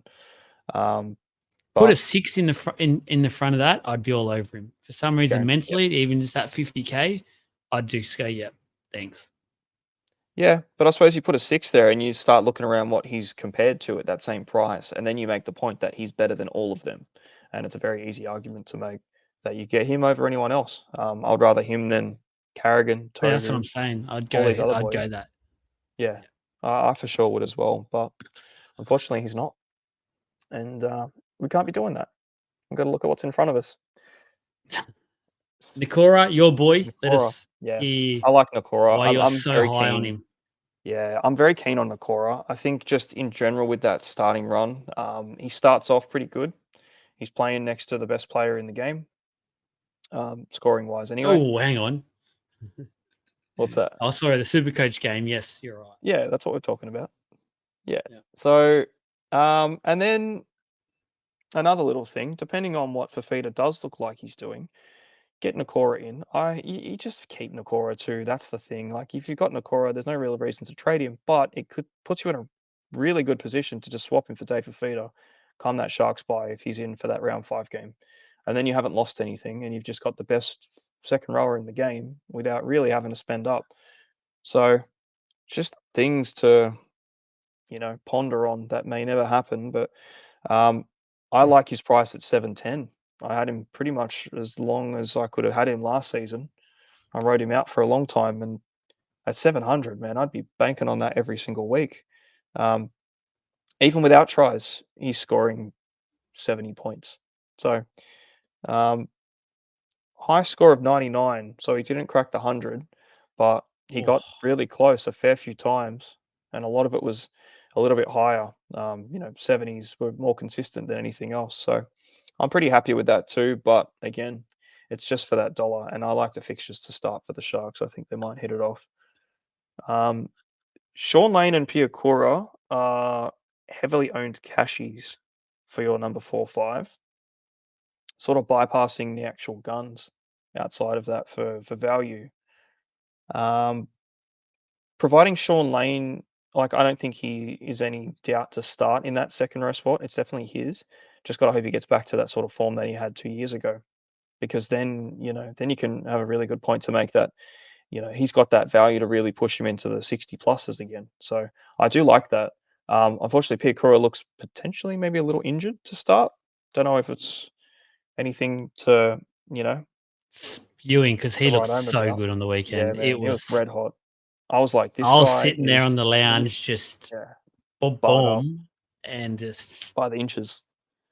I was. Don't worry about League of Inches, mate. I was growing by the inches, and I was looking at my Supercoach team, just going, "Oh, Brendan Piacura." I Yeah, know some people think he's a trap still, but I'm looking at this going, "How good is?" Because straight away, like within the so first quick, man. set or two, they just went target him straight away. Like it just looked like the Broncos' game plan is now going to be around getting him into some space against the halfback or 5/8, whichever one he's going to be up against on the day. So he's he's a talent. I'm hoping this injury isn't what this as bad as they're saying it. Even if he's out for a week, I'm still going to hold him. I there's no point playing around with that. Yeah, if it's 1 week, just plug him. Um, Yeah. because that he looked good, man. He looked really good. He had the twinkle toes out. He was rapid for a big boy as well. I thought, geez, he could be on here. So it just depends on how long the injury is. If it's going to be a couple, I probably won't hold him. I probably won't start with him, because it just gives you an extended amount of time to allow that price to change. Um, it might be one of those ones where I don't have him, but I have somebody else, and if they flop, then I just do that straight swap.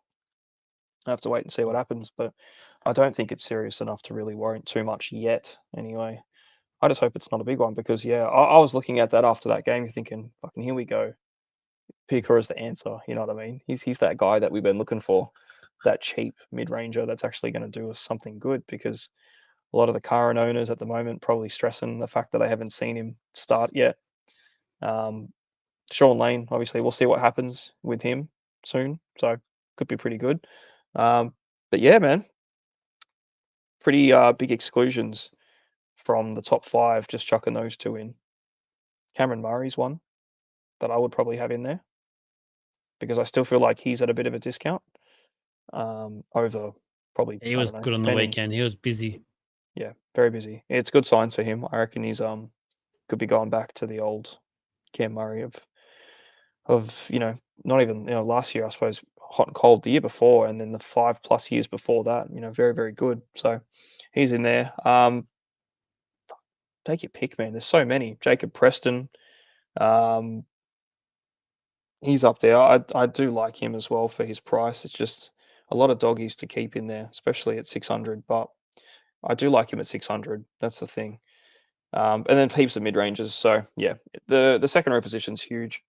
But the top dogs they're pretty clear when you look at the price of them. Just hoping that some of these Yeah. mid ranges can push their way up because I don't think the top guys are going to come down at all. So I think you're pretty right. The honourable mentions part of the segment. There's too many like the centre wings. There's just we'll either disrespect people by not saying it. We'll forget someone that we should have said, or we'll be here until midnight once again. So I think that's pretty fair. We've already spoken about a lot of them in our team previews as well. If you haven't already listened to those, go ahead. Don't just listen to your favorite team either. There is obviously Supercoach. You've got to not be one-eyed with what you're listening to. There's a whole lot of players out there that are worth listening to. So make sure you go ahead and give our team previews a listen as well. I've broken it down into either the individual team itself or the actual complete episode that we filmed for that night. The front row forwards. So our second last one. There's two big guns once again. Payne Haas, number one. Tino Fasil Malai. I forgot to say originally as well with the dual players. I basically just picked him in one position. I didn't bother trying to pick him into lots of positions. And I picked him in the position I thought most super coaches are picking these players as well. Number three, Joseph Tapani. If we're going off the All Stars game, goodness me, he's in for another belter of a year. I know Jesse has a bit of a soft spot for him, so we'll get to him soon. Number four, I almost regret putting him at number four at the moment. I actually would swap him and Leo Thompson because, again, going off the All Stars game, Leo Thompson, far. I've got to say, fuck me. He looked phenomenal like that. He looks like now the main guy at the Newcastle Knights who's going to lead from the front and just dominate. He looks so hard to tackle. I'm looking at him going, there. He's going to be tackle bust galore. Bring it on. I've got him as my main prop forward at the moment, and I actually absolutely love it. Then I'd switch number 5 to Thomas Flegler from the Dolphins too. We've spoken about him in the past. Maybe not as exciting, not as much X factor as the others, but the thing I like with Flegler for his price, I easily see at least a 10-point advantage getting there. So you can get him up to that price packet and then trade him off to someone else. And I think you'll get to that price pretty quickly for the work he'll do. So Jesse, take it away with those 5. I like the top 3, and I really like Leo Mhm. Thompson. I was very early on Leo Thompson. I'm so glad he played really well because I was just like, yes, it's justified. But Payne Haas is number 1 and clear.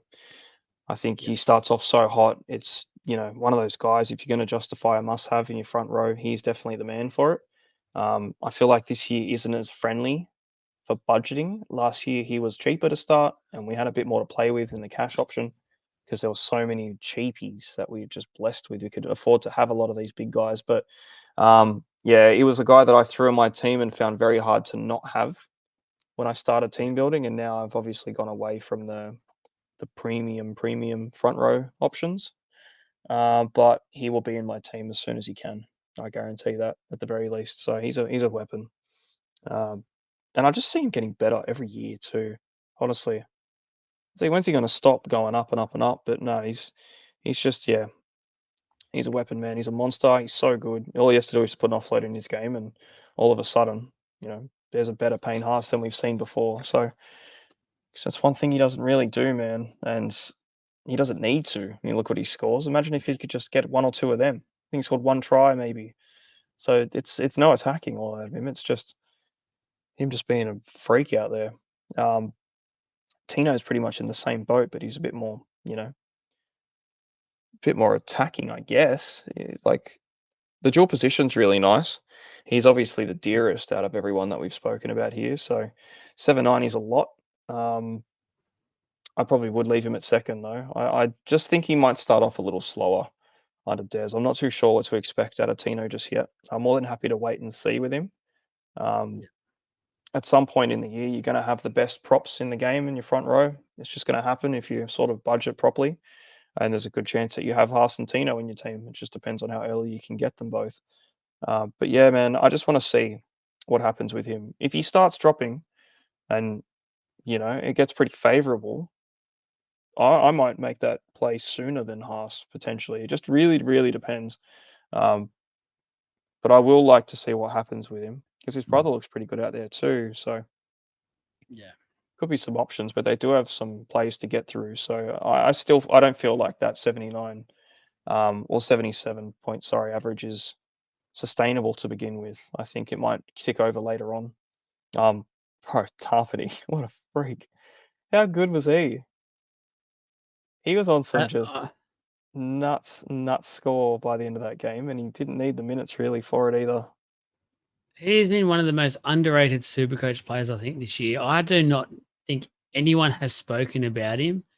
And right now, he's one of those players I could make a very valid argument to have as one of the must-have sort of players when you put into price range, when you put into points that he can get, when you put into the fact that he's in a Raiders team this year that needs leadership.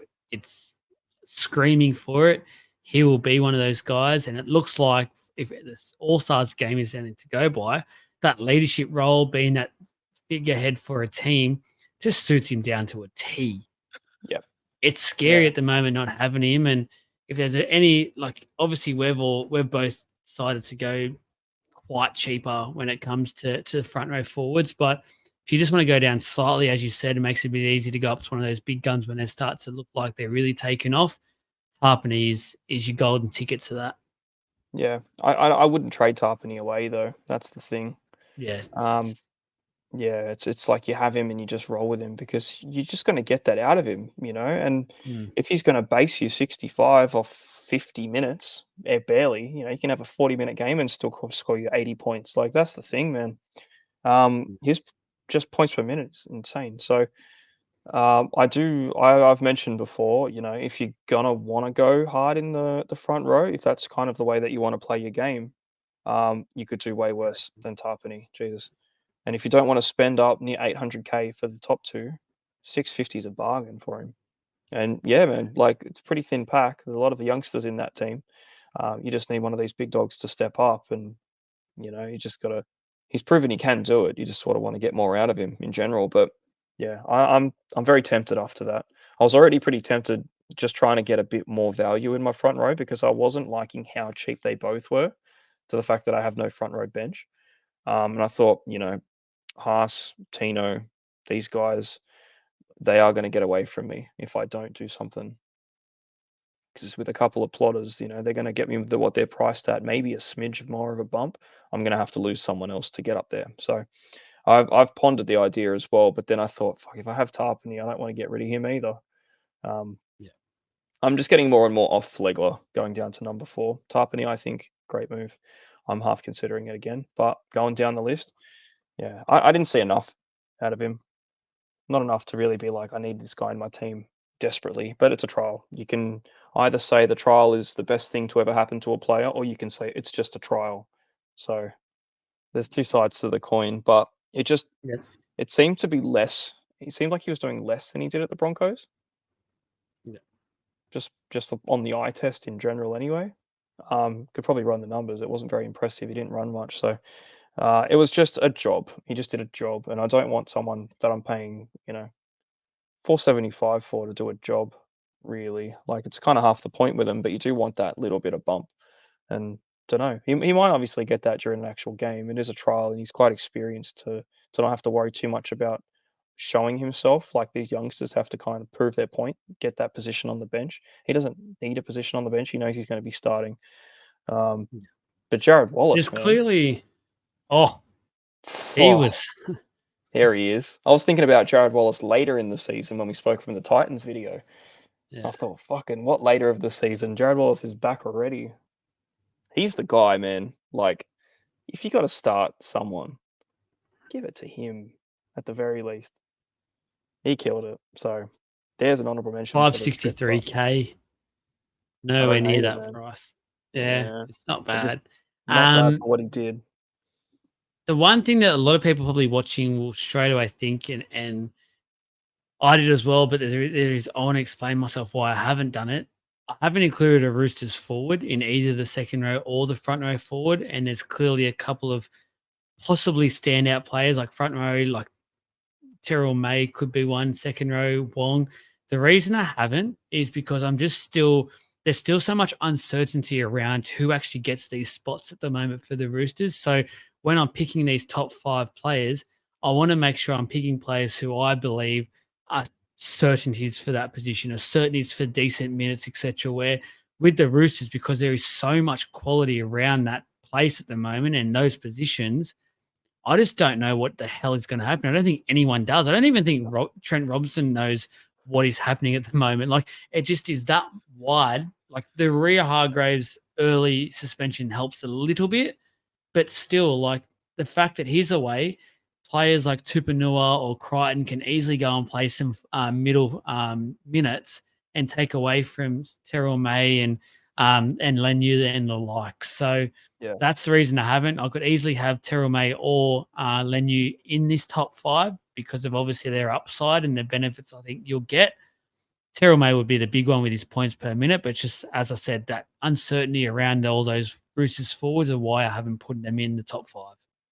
yeah, yeah. And just touched on the Roosters players as well. I don't think he was half expecting Tupanua to be his best forward, to be fair, because he was Oh, he was pretty clear. great. He was fantastic. Um, I think in a perfect world, he kind of hopes that like Crichton or Wong do the job for him, and he goes, "Oh, I don't have to worry about it now. I can just play these guys." But yeah, Tupanua put his foot in that position, man, with how good he was. So there could be one for us if Tupanua gets the spot. He's the cheapest out of everyone in that I second row said for as the well in Roosters. my video of review video I put up yesterday. A lot of people have forgotten just about how good Tupanua was before his injury. Like Yeah, he was arguably one of the probably top 5 second rows in the competition at the time, and he was so good at that edge, barging over for tries, etc. Like I think a lot of people are sleeping on Tupanua, as you said. Even if you can get a 60-minute role, I'd be all over him. Yeah, with 60 minutes, I don't know if he has the massive upside. I think you do want the 80 out of I him. think He's less than 400k, so he doesn't have to really do too much to get there. But if his points per minute is like a point 0.7, which I feel like it'll be around that sort of point 0.7-ish, maybe a little lower, on an average game, it's not a great deal of upside. It's just going to plod along. But he's a really good player with a lot of potential anyway. He's a really good draft option. I've had him in drafts before, and he just does what you want him to do, and sometimes a bit more. So yeah, I do like him for that, but you just have to see, obviously, if problem minutes are going to be a with thing. the Roosters forwards as well is I don't think any of their, especially their back row forwards or anything, will be 80-minute players this year. That's the problem. No. So if Yeah, we need to really look at that points per minute factor, and that's when someone like May really comes into it, because we know even if he only gets his 45-minute stint, that'd be a good score. we're very happy taking that as super coaches, where yeah, the back row is, even with Wong, like he's a very great player, a very great upside player, and in the super coach side of things as well. But if again, like if he's only getting a 60-minute stint, like yeah, it could still be enough. Like he has plenty of attacking upside, but there's a huge bit of area concern when you compare it to the rest of the second row forwards that are around that price point, and as you said, that little bit more expensive as well. mm, So much to go on with the Roosters, and even Teamless Tuesday, I think won't help us. Like it's going to actually be one of those things with the Roosters. We need to watch the yeah, first few weeks, which may mean we miss out on some early points, but it may benefit us all in the long run. yeah. I'm more than happy to sacrifice a couple rounds worth of points because I'll have someone else. You know what I mean? And they're Yeah, not going to make no points. Um, just to be sure that I'm not going to get caught out having the wrong one. yeah. That's kind of where I would sit with it. I'm leaning towards that as well. Yeah, if we can give it about, at least 3 weeks, wait to see what happens with their pricing, you kind of get an idea on who looks like they'll be the guy for it. I'm more than happy to make that switch over, providing they look really appealing. But again, there are so many forwards to get through that you just can't be an 80-minute forward in that team with how much they've got to rotate. They might all play 50, 60 minutes, all of them, and just mix around. Buying the two props might get lower, might get between, or Collins will probably get 50. Terrell May, fingers crossed he gets 40 because that'll probably be 60 points for him. So we'll just have to see. But there is a lot of faults to get through, and there's probably going to be two or three that don't even get a game. They don't even get on the bench. So Yeah. yeah, I don't want to have those guys if I can avoid it. So that fifth spot, you could give it to any of those guys. Just briefly touching on off the top of my head the players that we've spoken about that we're all pretty hot on. Leo Thompson, pretty much from like maybe even the first team reveal.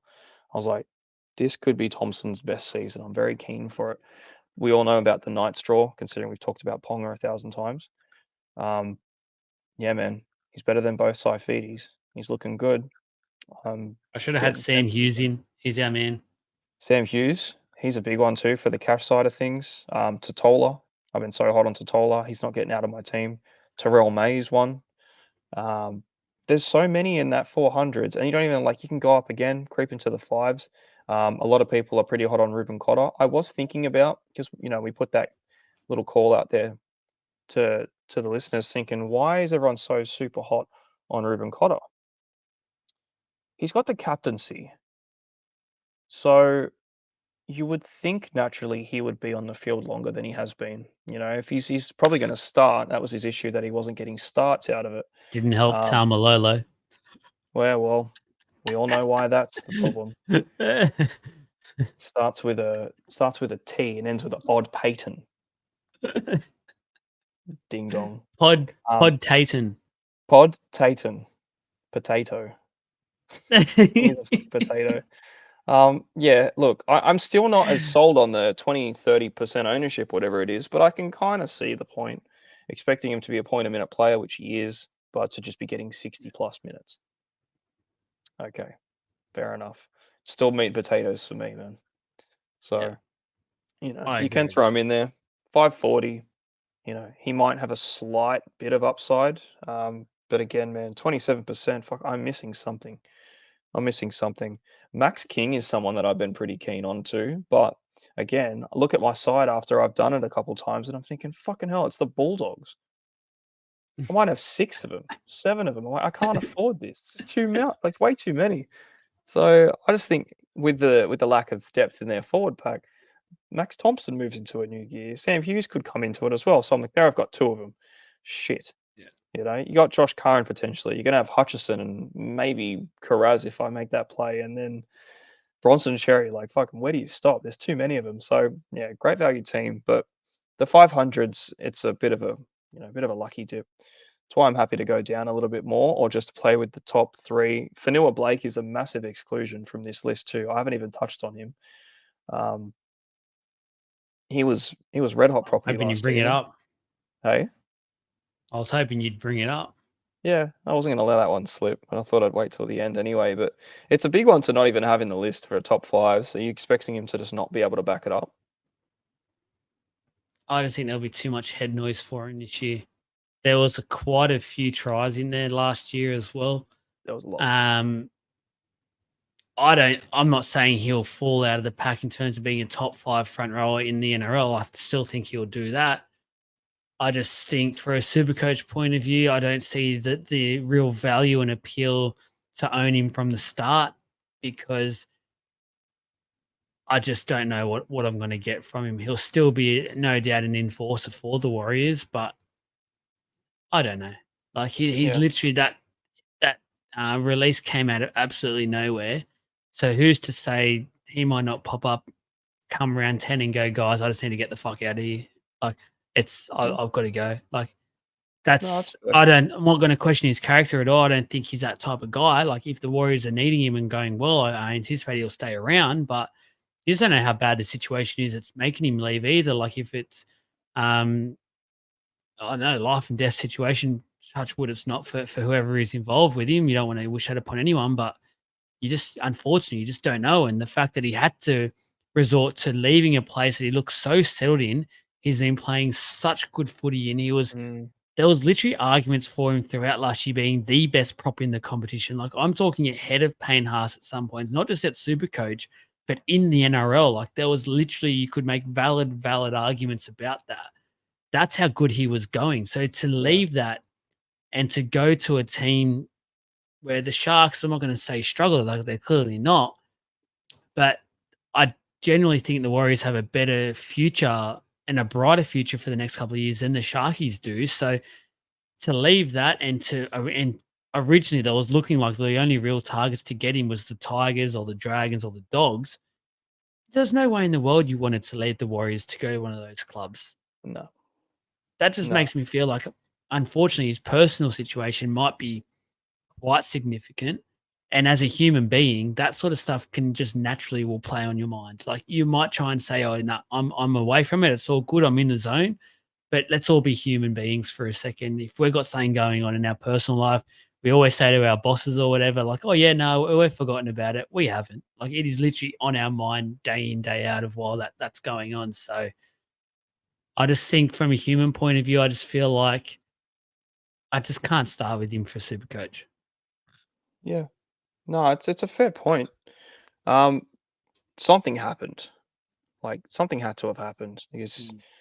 yeah, he was just doing so well in that side, and it's a bit of a shame. I don't really want to see him leave them because I like that Me sort of either. play for the Warriors too because I feel like the Warriors needed it more than he did. Um, but it just depends what that noise is, man. Because you got to think like Payne Haas had a pretty rough, preseason Mm. himself with the family, especially with everything that went down with him, and it didn't seem like it really did a great deal to his game. Whether you can His family's separate still that around side of him. it, hey, yeah, His family issues with him, they were still local to him. Where yeah, apparently with AFB, the family issues are they're all over still here. in a different country. So Yeah, so it's he's not not just there something he with can it. just drive Yeah, to. Yeah. exactly. So he's separated from it all too, and I think it might just be riding on him.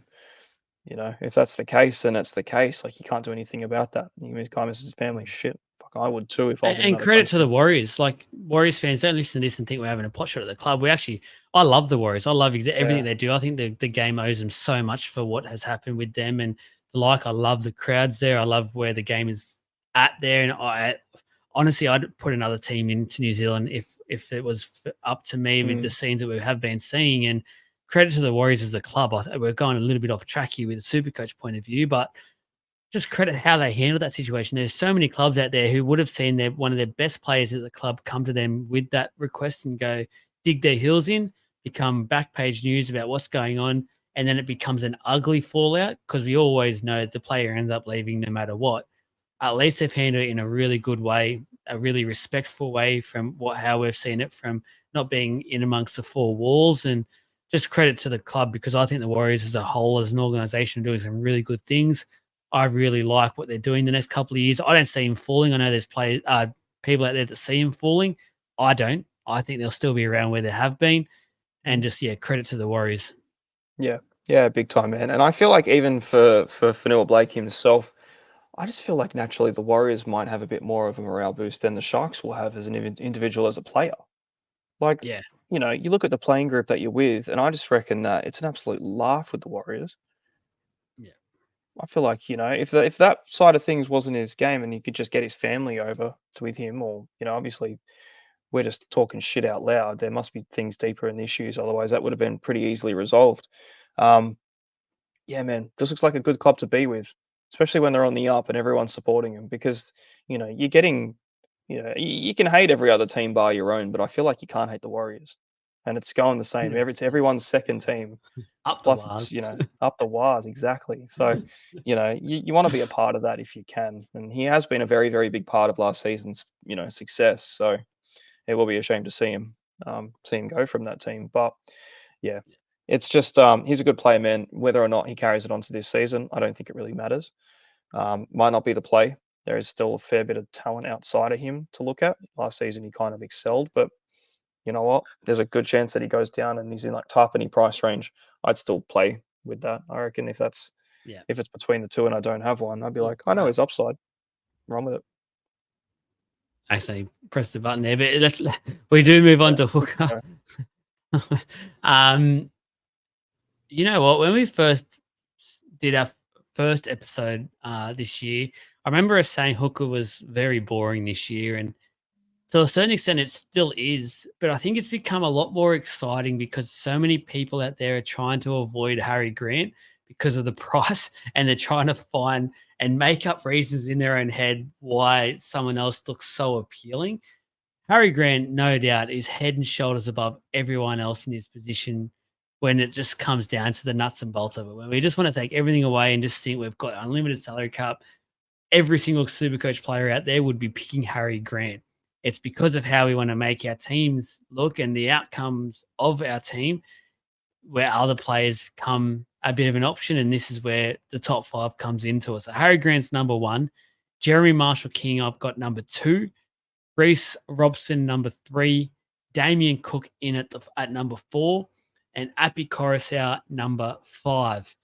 I'm glad Appy Coruscant is five, so we can end on him. There is definitely some talking points there. I think so many people have gotten way too excited about him the last couple of days. But anyway, Harry Grant, we've already said what we've I know in countless episodes, so I don't want to bore the people too much. But in an ideal world, you're just simply picking Harry Grant, aren't you?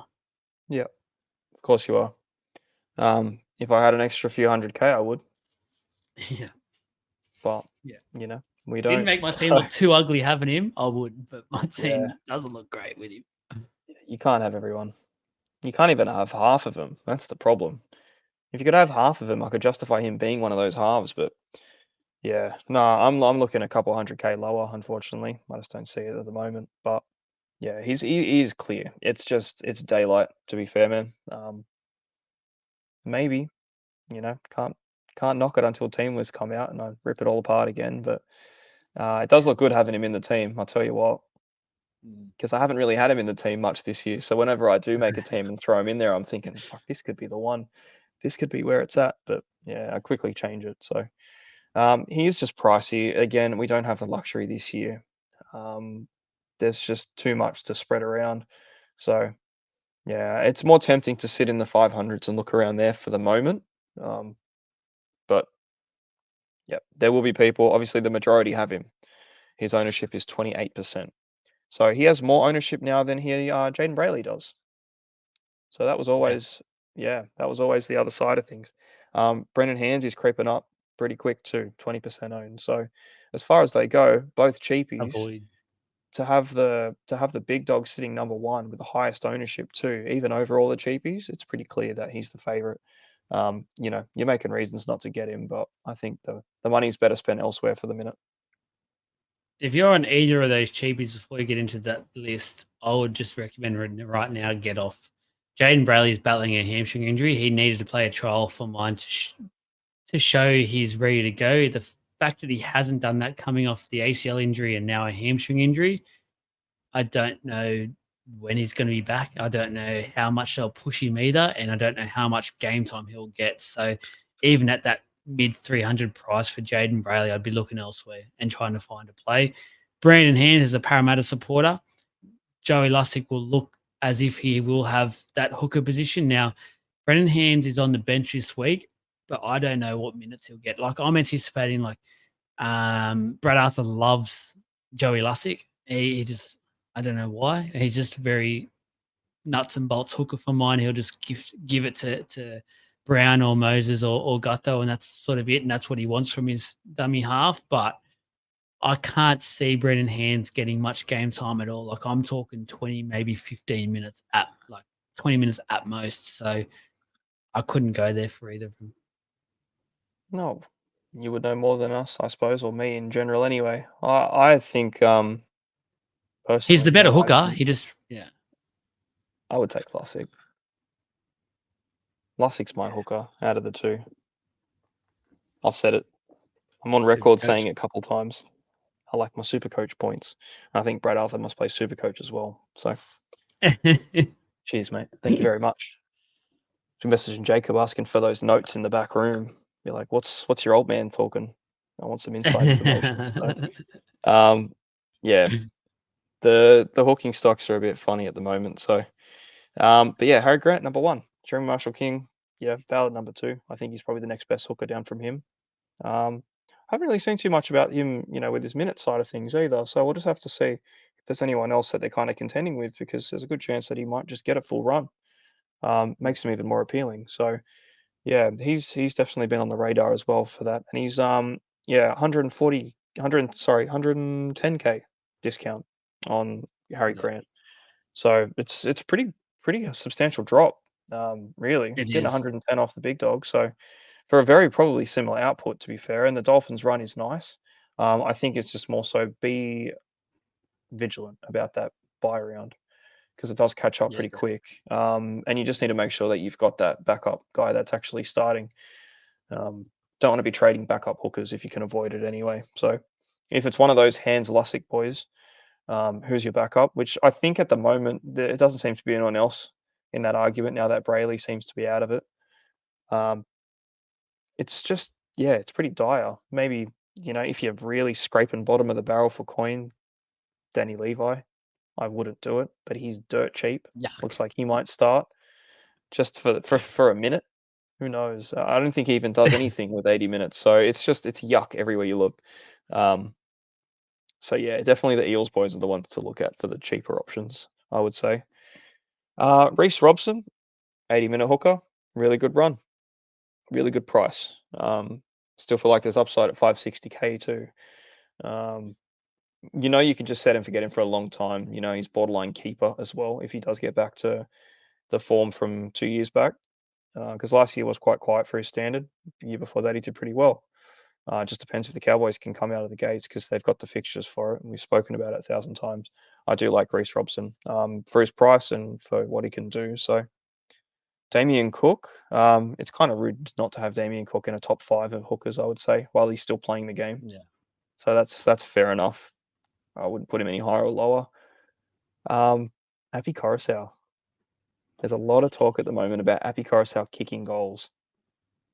I don't think that sticks, personally. It's like watching a guy kick a ball for the first time when I see him do it. Um, I think with the amount of times that Caesar has, I think he's probably going to get that off him. But yeah, look, I've drafted Appy Coruscant. You're good. Oh, Jesus Christ. That was good. It's like a newborn foal trying to walk for the first Yeah, time and just walking exactly. up to the tee and It's like hitting a it. So, baby giraffe's just fallen out of its mum's ass for the first time, and it's got these wobbly legs, and it's trying to stand up. Just thinking, "Oh shit, I gotta sort my game out, man. There's a lion coming." oh, So, or a tiger damn. in this fucking, in this little review here. So, um, yeah, man, I'm more than versed in Api Coruscant. I've drafted him 5 years running, so He's my go-to. He was fine at the Panthers. He was fine at Manly.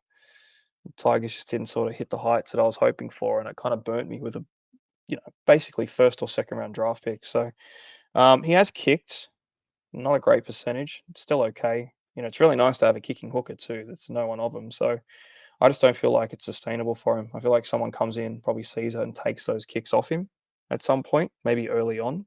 And you have a round one bye, so you're getting him to play him in round two. There's a good chance you're going to get 30 points out of Coruscant on any other week.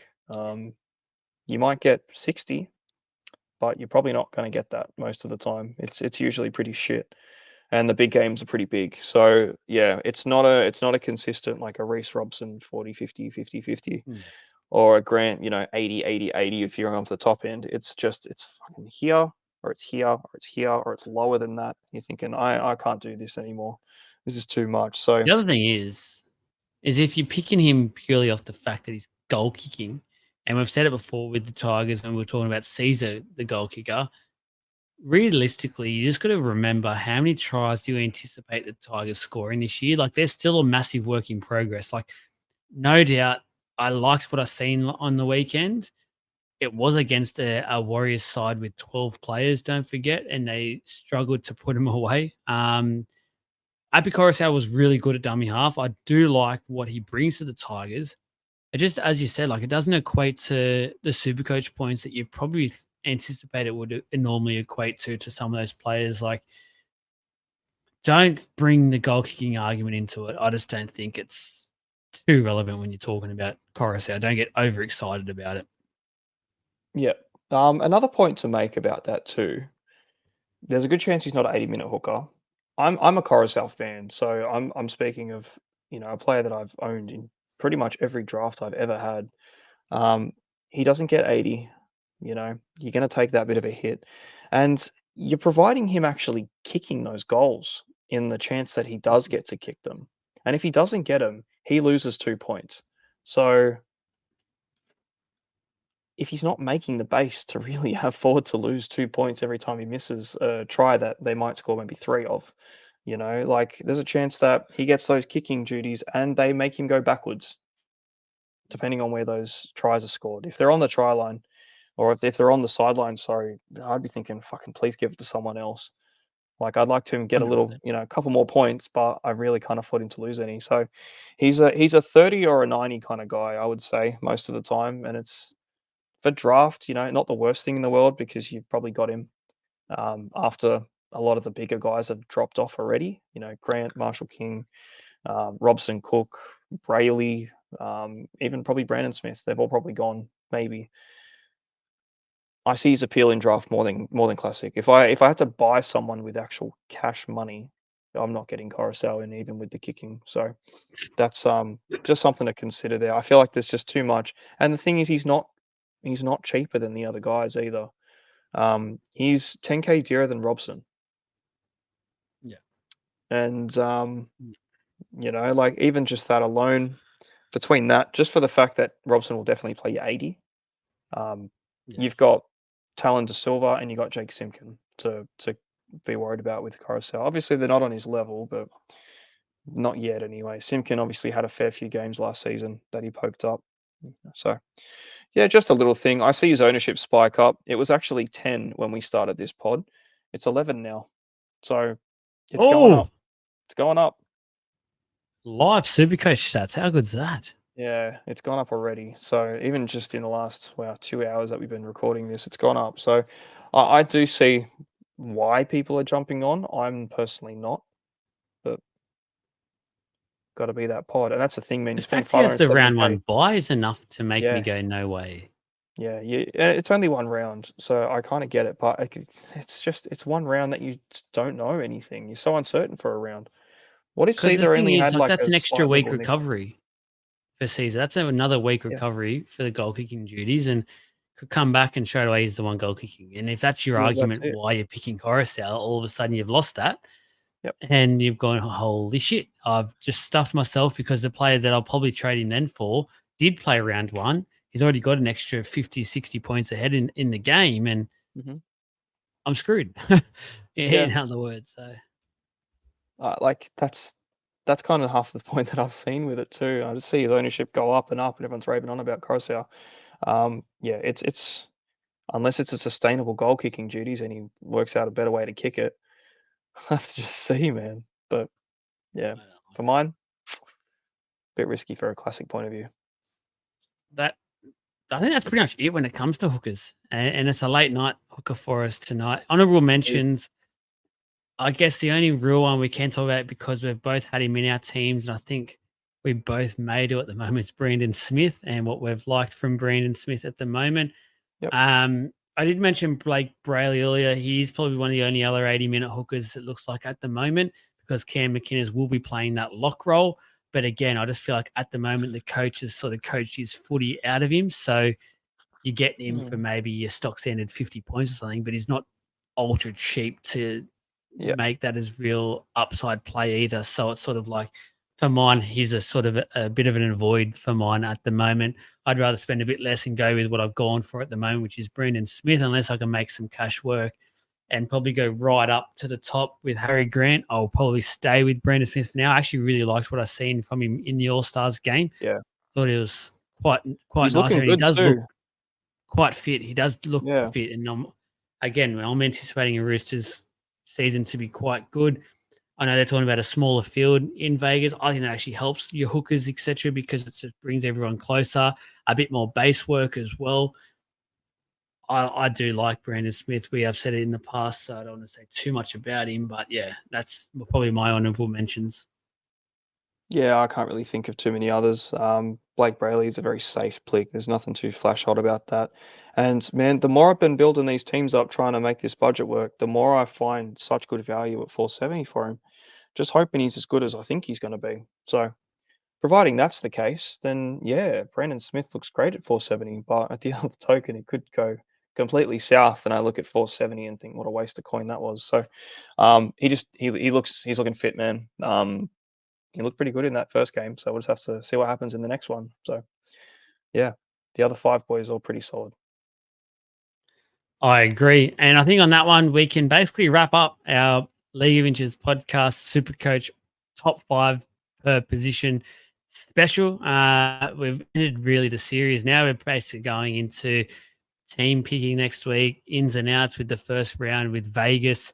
And then obviously the week after is a huge round one preview where we talk about all the players that have made the sides, etc. So we're basically just getting our week in, week out nuts and bolts of it, and we get really into the thick of the fun side of Supercoach.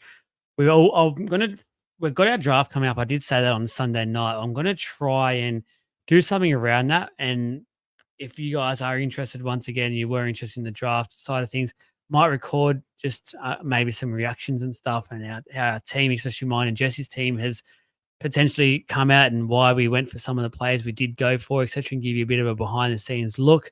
Maybe talk to the other guys. I might even just record the whole thing that we go for an hour or two and see everyone how they carry on with everything. It might be a bit fun, but I might not be able to release it. There might be too many F bombs, but see how we go. But anyway, That's it. that is us for now. As I said, a massive week coming up for super coaches to watch the trials.